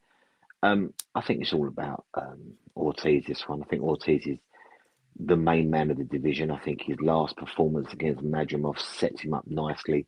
We're pathwaying him to Boots, who's just come into the division, and it's going to be a brilliant close on to what we call a super fight. And it could be the one that gets Boots going or gets Ortiz going. We've spoke about Ortiz for a few years now, and we've all been impressed by him. I think he beats Lubin handily. I think it's a really good fight if Boots is the next one, because it's a good standard, it's a good level. Lubin won't lay down, he won't go easy, but I think Ortiz will have to work hard and he'll have enough about him Lubin will have enough about him for Ortiz to respect him. And I think if we get a focused, driven Ortiz that respects the opponent, I think you get the best version of him. So I think Ortiz wins. Virgil Ortiz wins, and I think it wins handily. And I think, did Rob say late stoppage 9 or 10? That's what he Yeah, said. 9. Yeah, I'll go with it. I could see that happening. Yeah, I don't know, Justin. I'll tell you this much: if Ortiz wins the title of next week's episode, I'll let people in on it. I just figured it out. It's going to be lubing up for boots. Okay, well, I'm glad you thought of that then. Yeah, that's on you on that one. Yeah, I mean, this is I think the only surprise we're going to get out of this fight is maybe Lubin pushes him more than we thought, but he's still not going to win. So I think, and Ortiz needs to look good because you want to keep looking good, so you push that Boots fight. Because if he doesn't look great, then Boots, that's the excuse for Boots to get out of it. Like, why am I going to fight that guy? It doesn't sell. Look how bad he looked versus Lubin. I think we want him to blow Lubin away, and then there's no excuse not to have it. Yeah, what I would say about 54, there's so many good names. You could even marinate that one a little bit longer if you wanted to. Because they there's don't so want many to. good. No, they don't. But there's so many good names that you could slip in there, and it'd still be really good viewing for us. Look at all these fucking fights that happen where things are getting blown up. I think they're getting more and more hesitant to let these things marinate because their best laid plans keep getting smoked. You know, it's a large investment. I mean, if you think about this, Des, and I do have one more topic of discussion before we close the show. Other than this, but think about this, Des. If you're Turkey Al Sheikh and you're like doing all these things trying to set the tone with for future fights with that big Madison Square, or excuse me, that Times Square card that he did, whatever millions of fucking dollars it took for purses to shut that whole thing down, the security, all the shit that goes into that thing, and to have that shot to shit, right?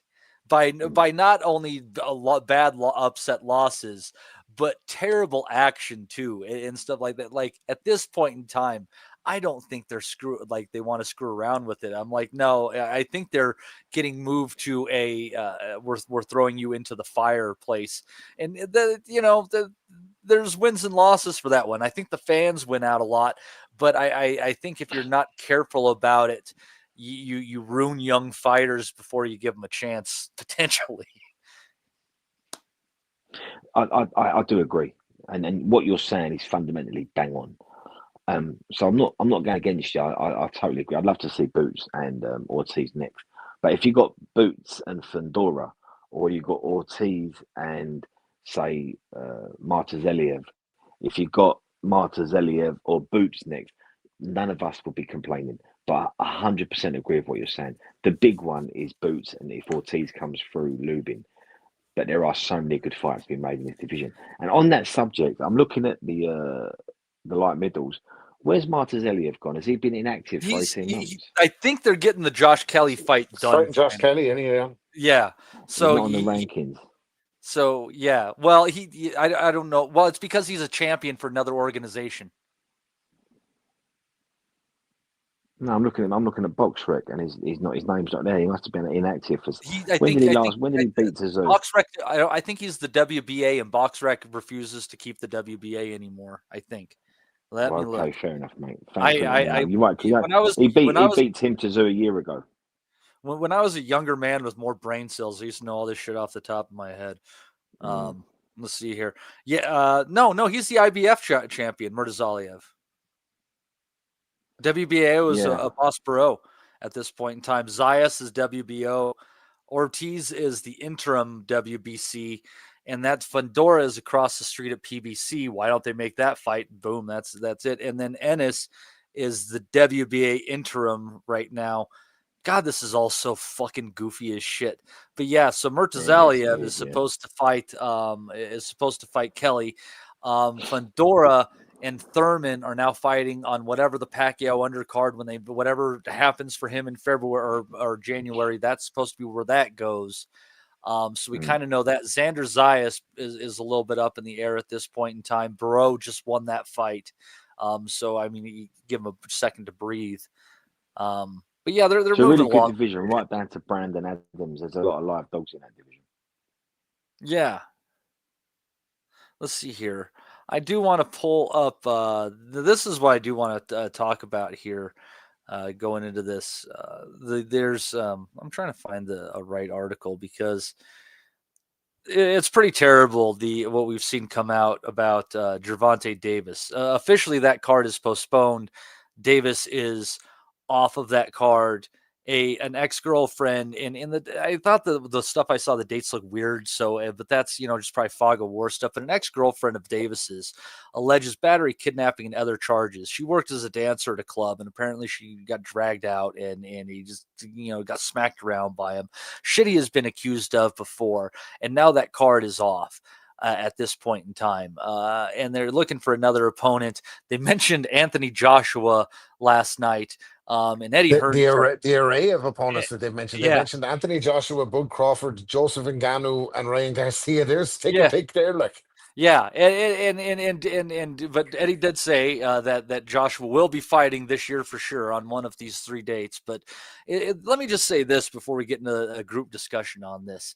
I feel awful for this woman, and I hope that if all these accusations are true, innocent until proven guilty, let's be that. But if all these accusations are true, I hope she takes them to the fucking cleaners.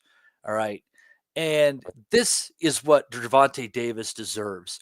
The way that he has acted over the last few years has been ridiculous. Not even the shit he does outside of the ring, the inside of the ring, and the way that he talks about it. His lack of opponents, trying to find the most cherry picked fights that he possibly can, and then when it goes wrong on him, running his mouth like he's some hard ass. Well, the way that he treated Lamont Roach and not giving him a rematch is absolutely ridiculous. Lamont Roach deserved that payday. He deserved that victory. And I can't remember who refereed that fight, but letting Davis referee his own fight in that instance where he took a knee was absolutely ridiculous. And you rob the man of a life-changing victory at that point in time. And all Davis does is laugh at him on social media at the end of the day. And instead of taking a rematch, the honorable thing to do, he was going to take this big payday against Jake Paul, okay? And be done with the sport and walk away from it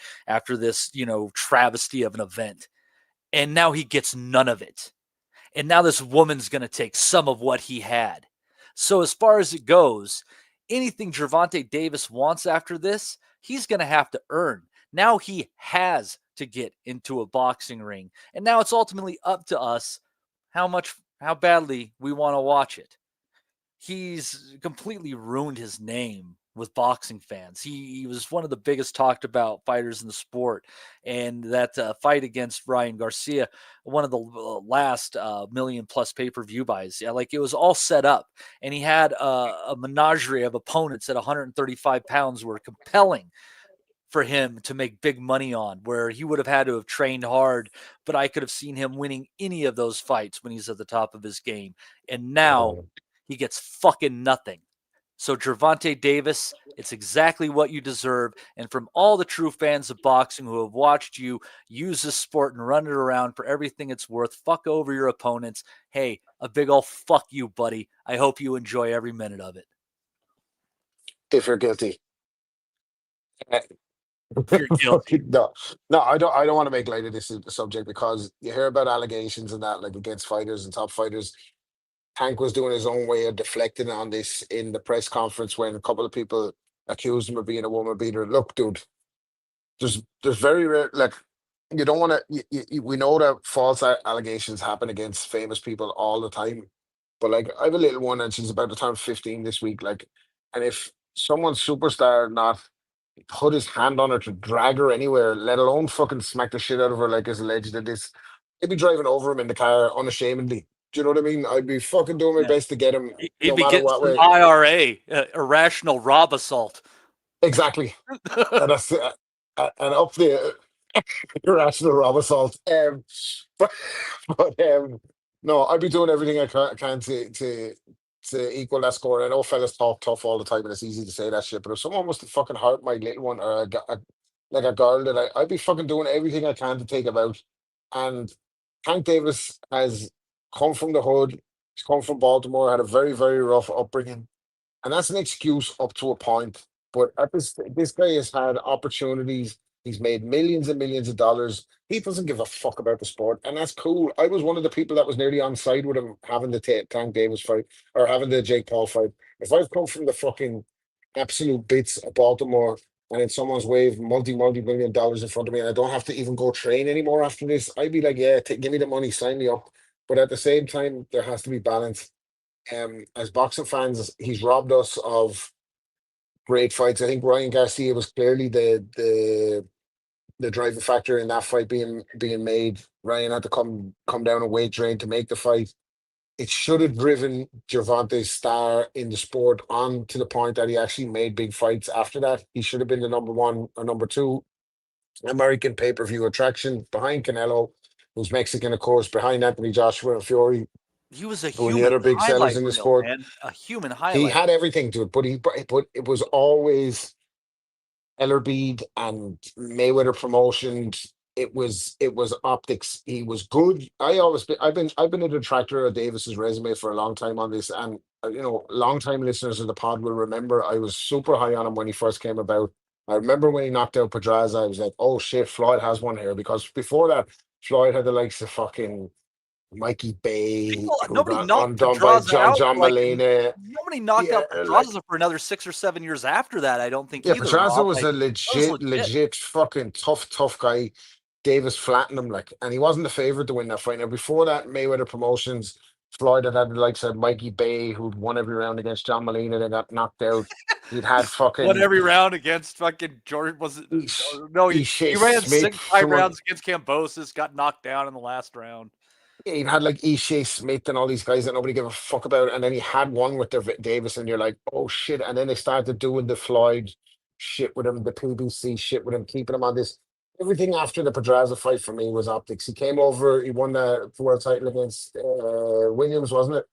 And Walsh, wasn't In the UK, was it Walsh? Was it Ryan Walsh?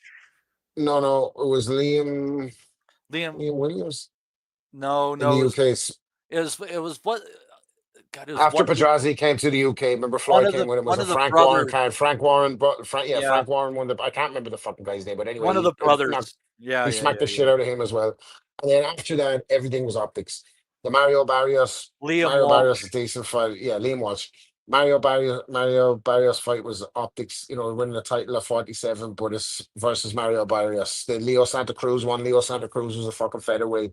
He was a 126-pounder who himself had admitted previously on screen many times that he was only in boxing for the money and he didn't give a fuck. So he didn't want to fight fucking Devin Haney. He didn't want to fight Shakur Stevenson, or rather that the people around him didn't want to make those fights happen. He ducked Lomachenko for fucking 5 or 6 years, but he can't meet a female that he's ducking, apparently, because every fucking woman that he's with, he seems to be hitting them or alleged to be hitting them. And so I'll tell you what, Rob, and I shouldn't say this, I'll say it's just one of those dumb things that crossed my mind after this NBA betting scandal came out with the mob and everything like that. I have way more questions about that Ryan Garcia fight now than I should. Yeah, well, that's another fucking pathway we could go down. I'm sure that's all going to come and that's one of those things. I would need to know how many people bet big sums in that specific round kind of shit. That's how they figure this stuff out. Is they these companies like DraftKings and FanDuel, they're eventually why would X number of people bet 6 figures on this particular game with these well, you wouldn't need the fucking you surely wouldn't need the FBI for that. The fucking Paddy Power were able to work that out between Peter McDonough and Michael Gomez fucking back in the day. They were able to sort that out fairly quickly and suspend betting fairly fucking sharply. Listen, like I said to you, he ducked Lomachenko. He never met a female that he's ducked. We saw the evidence of him picking up the young one by the scruff of the neck and dragging her out.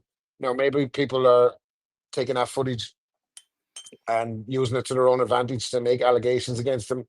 But I think out of all these allegations, there's no smoke without fire. And if any of them are true, he can fuck off. He doesn't deserve the big fight. And now, wouldn't it be fucking hilarious if Ryan Garcia goes and gets the Jake Paul money after all that? Ryan Garcia, I think, is scheduled to fight Mario Barrios actually for the WBC title. So that one's probably not going to happen. Bud Crawford would fight Jake Paul. Would he fight him on short notice? I don't know. It's probably going to be But the Ngannou or problem with Joshua, isn't Bud it?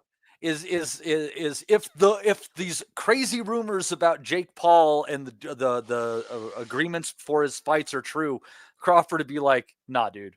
Yeah, I don't see the Crawford one happening. We actually have it on good authority from Bomac that one's not happening.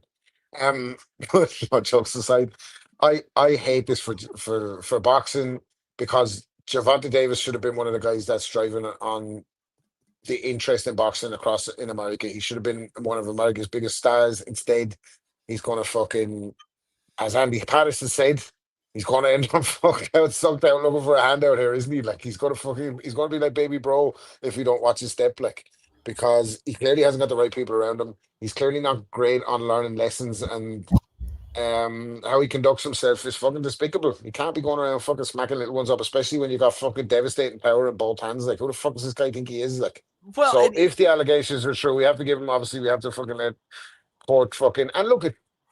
I don't want to sound like a fucking total hypocrite here because there's boxers that we sing their praises on here, like the likes of fucking Jake LaMotta, Diego Corrales fucking threw his missus down the stairs, didn't he? Like some people fucking view him as a saint. I think boxers are flawed. It's nothing new. We've seen there's fucking tons of fighters who've been accused of and convicted of domestic violence over the years. It's shitty. CTE sometimes is an excuse. Bad upbringing is an excuse. Fucking don't know any better is an excuse. But at the end of the day, like how many? This is like 5 separate fucking different girls that have accused Gervonta Davis of the same thing, like choking him, smacking him around. Like he seems like a poison little dwarf. Like, and I hope he gets what's coming to him if that's true. yeah. Justin, you got anything to say? Oh yeah, I forgot I'm muted. I'm sorry, I had to make a work phone call. This fucking idiot wouldn't get a hold of me. But I think y'all summed it up. He's a piece of shit. Deserves what he gets. Woman beater. Move on. I mean, he is what he is. All right, Des, what is your thoughts? I think Rob touched on something there when he said, I don't want to be a hypocrite. And we talked about other boxers that have let themselves down and done terrible things. But you could talk about pop stars, rap stars, rock stars. You could talk about movie stars. You know, a lot of our heroes, or not our heroes, because most of us don't have heroes. We have people we admire, we look up to, or people we see on the big screen, and we think, yeah, they're doing a pretty good job. But when you pull back the curtains and see what's behind it, you realise now these are flawed individuals, and a lot of the mistakes, a lot of the flaws are brought about by overindulgence, extreme wealth, having the wrong people around them. And the reason I've gone down this Getting line your is because, way every time you want it, and then having someone say no and you can't fucking handle it. well, and it goes deeper than that. I mean, you can't imagine the sort of wealth these look. I knew someone that was staying somewhere in Philadelphia, and he got a tour guide who was a cop, and in his part-time role, he used to take people around parts of Baltimore. And my friend, who is a man of the world, said, "You've never seen nothing like it." He said it was like The Walking Dead. You know, there was crack houses and little kids in the crack dens, you know, walking around, you know, playing with each other while the mums and It dads is got much high. improved. Like crime in Yeah. Baltimore has Um, plummeted in the last handful of years. and Well, let's hope so. I've been to Kensington in Philadelphia, and I couldn't believe what I was seeing there as well. So the reason I've got to this is because you've got to understand, with Tank, you're dealing with a kid that's traumatized. You know, he's experienced an awful lot of trauma in his life. Now he's been put in a position where he's getting extreme amounts of money. He's getting overindulged. He's pretty much can do what he wants, say what he wants, have what he wants. Anyone pushes back against that, they're shunned down the road. So he only surrounds himself with people that are going to indulge him. Now, I'm not saying that's why he should be putting his hands on the wall. I'm not saying that at all. But I've actually sat in a room with Tank. I couldn't take my eyes off him because I wanted to see what he was like. And we was in a room no bigger than, say, a front room, an office. And he was very polite, very quiet, very unassuming, very humble, and you wonder what's happened to him from that point to now. And I'm not making excuses for him. Far from it. I'm not interested in the Jake Paul thing. I've not really been interested in Tank's career for quite a while now, although I'm a big fan of his because I know how good he is. But something happens to these people. Whether we spoke about it on our Nutters chat this week, the amount of rock stars that have sort of been given a pass for dating underage girls, and we give people a pass. And I think Tank's just been given so many passes. Now he's got no boundaries. He's got no perimeters of what he does and how he behaves. And we've seen him, like Rob said, we've seen him dragging a young one out of a basketball game. And we've heard about him putting his hands on women. We've heard about some of the strokes he's pulled regarding money and property and things like that. No, he's not a bit of me. Am I surprised? Absolutely not. Am I disgusted? We see it all the time. So do I want anything to do with Tank Davis? Am I sort of someone that's on the Tank Davis train? No, I got off that a while ago. Because he's inactive, he's a weight bully. He don't seem like a very nice person. But if you want to see Tank's downfall, Matty, just hang around 10 years. Because this story doesn't end well. You're going to see it. Tank Davis don't end well, mate. I've got to promise you. Forget the big house, and it is a big house, and forget the bulletproof G-Wagons or whatever. In 10 years' time, mate, this goes very, very wrong for Tank. It's going to happen that. So I think he did buy a bit of currency back there, didn't it? Because it was talk that one of those allegations against him was proven to be false, and the charges were dropped. Yeah. So what happens is sometimes he becomes an easy target where someone finds an allegation against him and it's a civil suit and they force him to settle out of court. And they say he did this, that, and the third. In America, of course, you can find a civil suit. So I'm just playing devil's advocate here again. Me too. I don't know the facts. And that's why I'm not coming down on him like it's someone like Harry Kane being accused of this. You know what I mean? If he did it, if he fucking did it, he could fuck off. And do you know what I mean? It's like, as well, I get your point totally on the trauma and all that. But my thing is that, people have trauma and that, don't bleed on me. Do you know what I mean? I know you have cuts and wounds and that, don't fucking bleed on me. And if you're the young one, you don't fucking, you know what I mean? So we all need someone we can bleed on. It is, and if you want to, you can bleed on me. He was alluding to in the press conference that he'd been tapped up in civil suits, that he was a sitting duck because he is X, Y, and Z can say, oh, he put his hands on me, or he done this, blah blah blah. But police reports and all these things and physical evidence and all that, a lot of times are referencing these civil suits. And there's Rob, too many allegations for me to get this thing. We're hearing stories all the time for 10 years now, Tank, about his family being kidnapped, or their friends kidnapped his family. And if he, this is a guy that probably drives through Baltimore in a 250 grand roller. He ain't got a lot of brains. Get the fuck away from Baltimore. That's what he should do. Look, has he ever heard fucking Hawaii and Honolulu? He would have been able to if he didn't commit a crime and the judge fucking forced him to stay there. No, but aside from that, early doors in his career, and again, he's not the fucking brains of Britain or whatever. But the talk was that Floyd took him out of the hood, put him in an apartment in Vegas, furnished the apartment. What did this fucker do? Sell all the furniture out of the apartment and go back to Baltimore. Do you know what I mean? Hold on, Rob. He took him out the hood and he kept him looking good as well as he fucking fed him? Yeah, exactly. Took him out the hood, kept him looking good.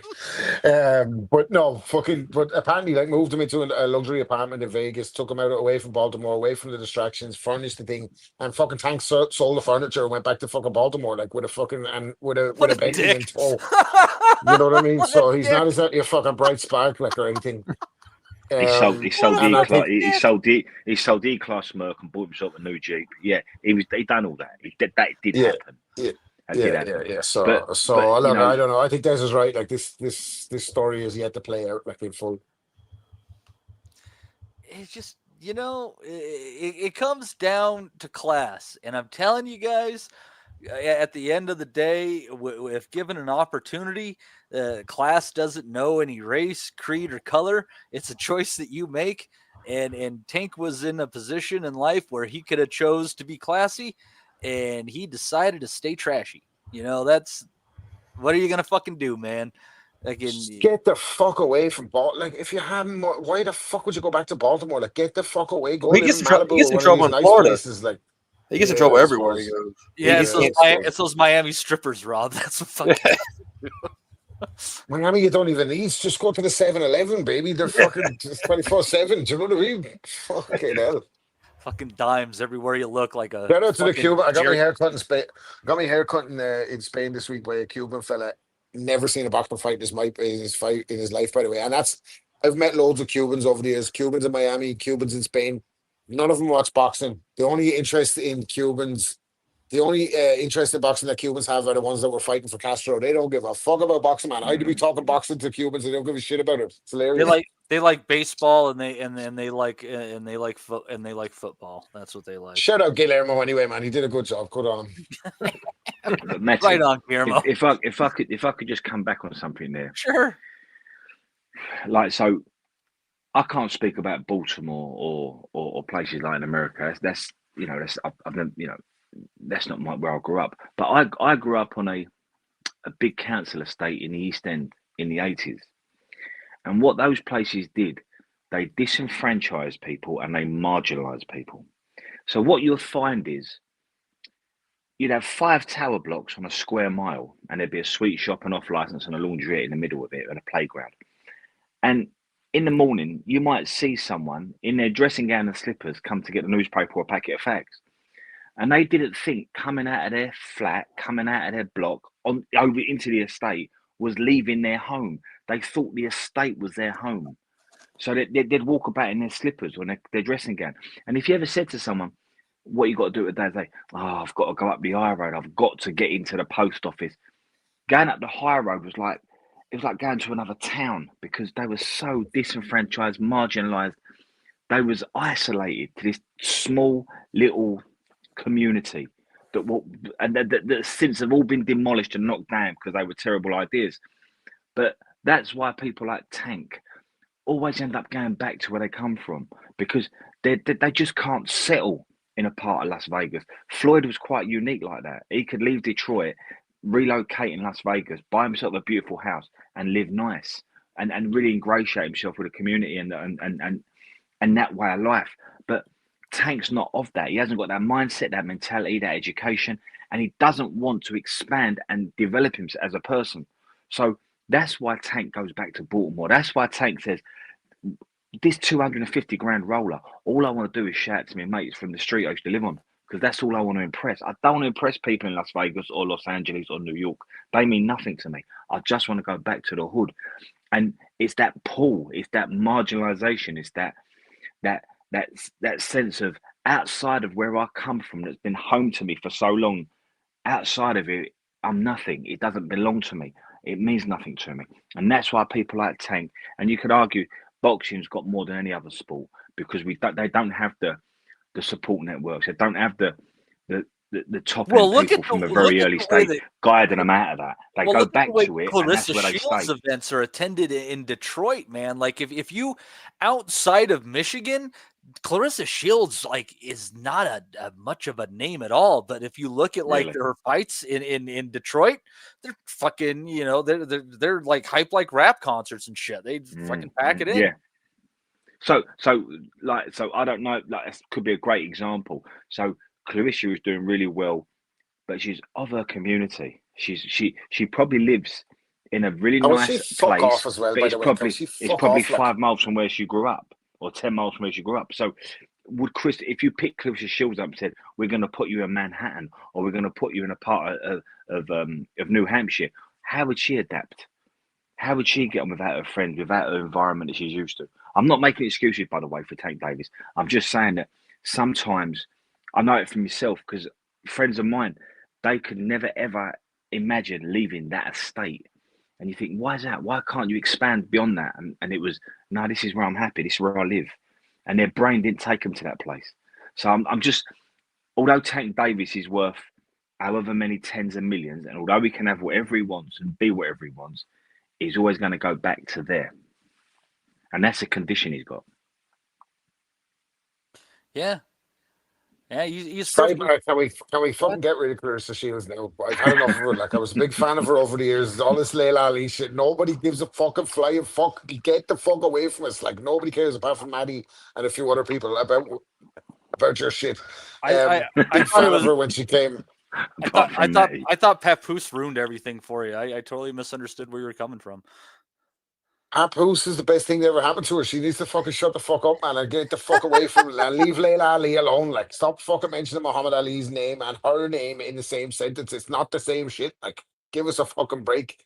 Man who fucking changed the world. Like, one of the most famous fucking people that ever lived. Like, and she's trying to compare herself to fucking Muhammad Ali. Get the fuck out of here. To be Sick fair, of that shit. Like, to be fair, the Gad once compared Ebony Bridges to Muhammad Ali, so but there's there you go. That's There's your worse. that's your benchmarking. That's your benchmarker right there. Like, he's after jumping off the fucking side of a cliff. We haven't heard from him in a long time. Is he someone fucking I don't know. lost the key to a dungeon somewhere? Where is he? Like, I don't know if I've seen him at any events or anything. No, he like was that. doing there was a thing like a week or two ago where you could. This is so fucking stupid. You could watch the actual fight, or you could go on YouTube and just watch him and the other commentators just commentate and watch the fight. So you were just looking at them, not actual boxing. You were just watching them react, and you could watch that. That's like the listeners of our chat. They go into the chat, don't listen to what the fuck we're talking about, just talk to each other. That's fucking. So you could have literally gone into the chat that night and watched the Gad talking about the fight and talked about something else. Yeah. Happy days. Yeah. He's got his Hashtag fuck the listeners. Great, lads. There's Chuckles on. Fucking hell, man. Chuckles. Yes, hey, Chuckle! Hey! 2209. I'm on. Of course you are, pal. Good on you. By the way, shout out Wellings, by the way, for doing his Wellington weighs in and not letting anybody know that he's fucking doing it. Yeah. I think the last okay, one. pal, we don't want to be on it anyway. I think he titled the last one Wellington and Friends, and he was the only one on there, which I thought was a really funny. No, joke. he's got a new guy called fucking Harry Houdini. I never fucking heard of this guy, but it's a great listen anyway. Well, I'm only joking, obviously. All in good spirits. Love Wellington. Just wish he'd fucking jump on here some nights instead of doing his own show without us. Yeah, he can't be seen around the likes of us too often anymore, Rob. He's a professional. Yeah. Yeah, fair point. So, yeah, I don't know. I don't know if I could ever really be part of an organization that would have somebody like me. But anyways, that's a different conversation for a different day. Yeah. But Don't think there's too many of them out there, to be honest with you, Matty. What have we got? What have we got next week? I'm on fucking hosting duties next week. What am I going to be covering? Let's fucking get to the real. Let's get to the real fucking. So let's see here though. So we did our previews here. Next week you're going to be able to talk about. Let's see here. Dan, they really fucked this one up. You wouldn't have cared anyway. But they had, but it was originally Stephen Butler was supposed to fight Eric Bazinian in like what was a really interesting Canadian fight, and Bazinian pulled out again, and now it's Stephen Butler against Stefan Fonjo. Find myself fucking working hard to try to care about that one, and I have no idea what's happening with all of that fucking Jake Paul card. I think it's all going to shit. But lucky you, you're going to be able to preview Eubank Ben 2. Yeah. With that, the undercard's actually got a couple of fights on there. I kind of like Catterall and Esserman, I think, is interesting, as well as Azim and Abdullah. I can't wait for that, said Adam Smith. The zone card. And then there's going to be a card. I bet this will end up on the Tubi kind of platforms like the Wave Top Rank worked the Michaela Mayer fight. And that's going to be in Mexico on Saturday later on that day. Espinosa defending his title against Arnold Kagai, and then Lindolfo Delgado against Gabriel Valenzuela. That's an interesting fight. The man with the mustache, Richard Torres Jr., taking on Tomas Selek, and Emiliano Vargas, God, I am high on him, is taking on Jonathan Montrell. So you got that going for you. Wouldn't it be hilarious if Ngannou gets the fight at the last second and just irons out Jake Paul and that's the end of it? Like, I don't give a fuck who irons out Jake Paul. Just let it be, man. Fuck it, make it so. I found it shocking. Like, I found it shocking to realize that I've fucking seen Jake Paul fight twice in person, once in Puerto Rico and once in Dallas. Neither Of all the neither- fucking things, really to, sad. of all the things to do in Puerto Rico, and you go see Jake Paul fight. I went to see Amanda Serrano fight, and she got some shit in her fucking eye, so we Oh, didn't even yeah, get that's to it. see that. It was bullshit. And That then, would have been what. That would have been worth fucking playing the admission alone. at least he fucking, God damn it, at least he iced that guy in like 2 rounds, and then motherfucking, then to see him against Mike Tyson, like I should Yeah. hate Well, him it doesn't forever. matter anyway that the fight's not on because I wouldn't have covered it next week anyway. So it would have been fine. We would have been. We can just. It's not going to make much Well, difference you to should the be schedule. sad. But Baumgartner was supposed to be on the undercard for Obsi, so shit, Jay, you're your wife. fucking up my god AB's money. Thanks, Yep. tank. Yep. Thanks, tank. One more reason to fucking hate him. Ruin our viewing pleasure, you son of a bitch. So, but anyways, yeah, I can't remember if the outro is as bad as the intro, so we're gonna do the outro out dry again this week too, and see if we can't boost that YouTube algorithm without using certain words, in the first minute and a half of the podcast and such like that at the end. Which I feel bad for that one because I set Wellington up for that one. Like I remember that episode. That was me. I set him up for that. Like. So yeah, we'll work on that new intro here. But yeah, I hope you enjoy the nothingness that is our new intro and outro for this week. But until we meet again, my friends, Justin has joined us, Des has joined us, as well as Rob Kelly. I've been your host, Matt DeGelinardi. You folks have a fine week ahead. We'll see you next Sunday.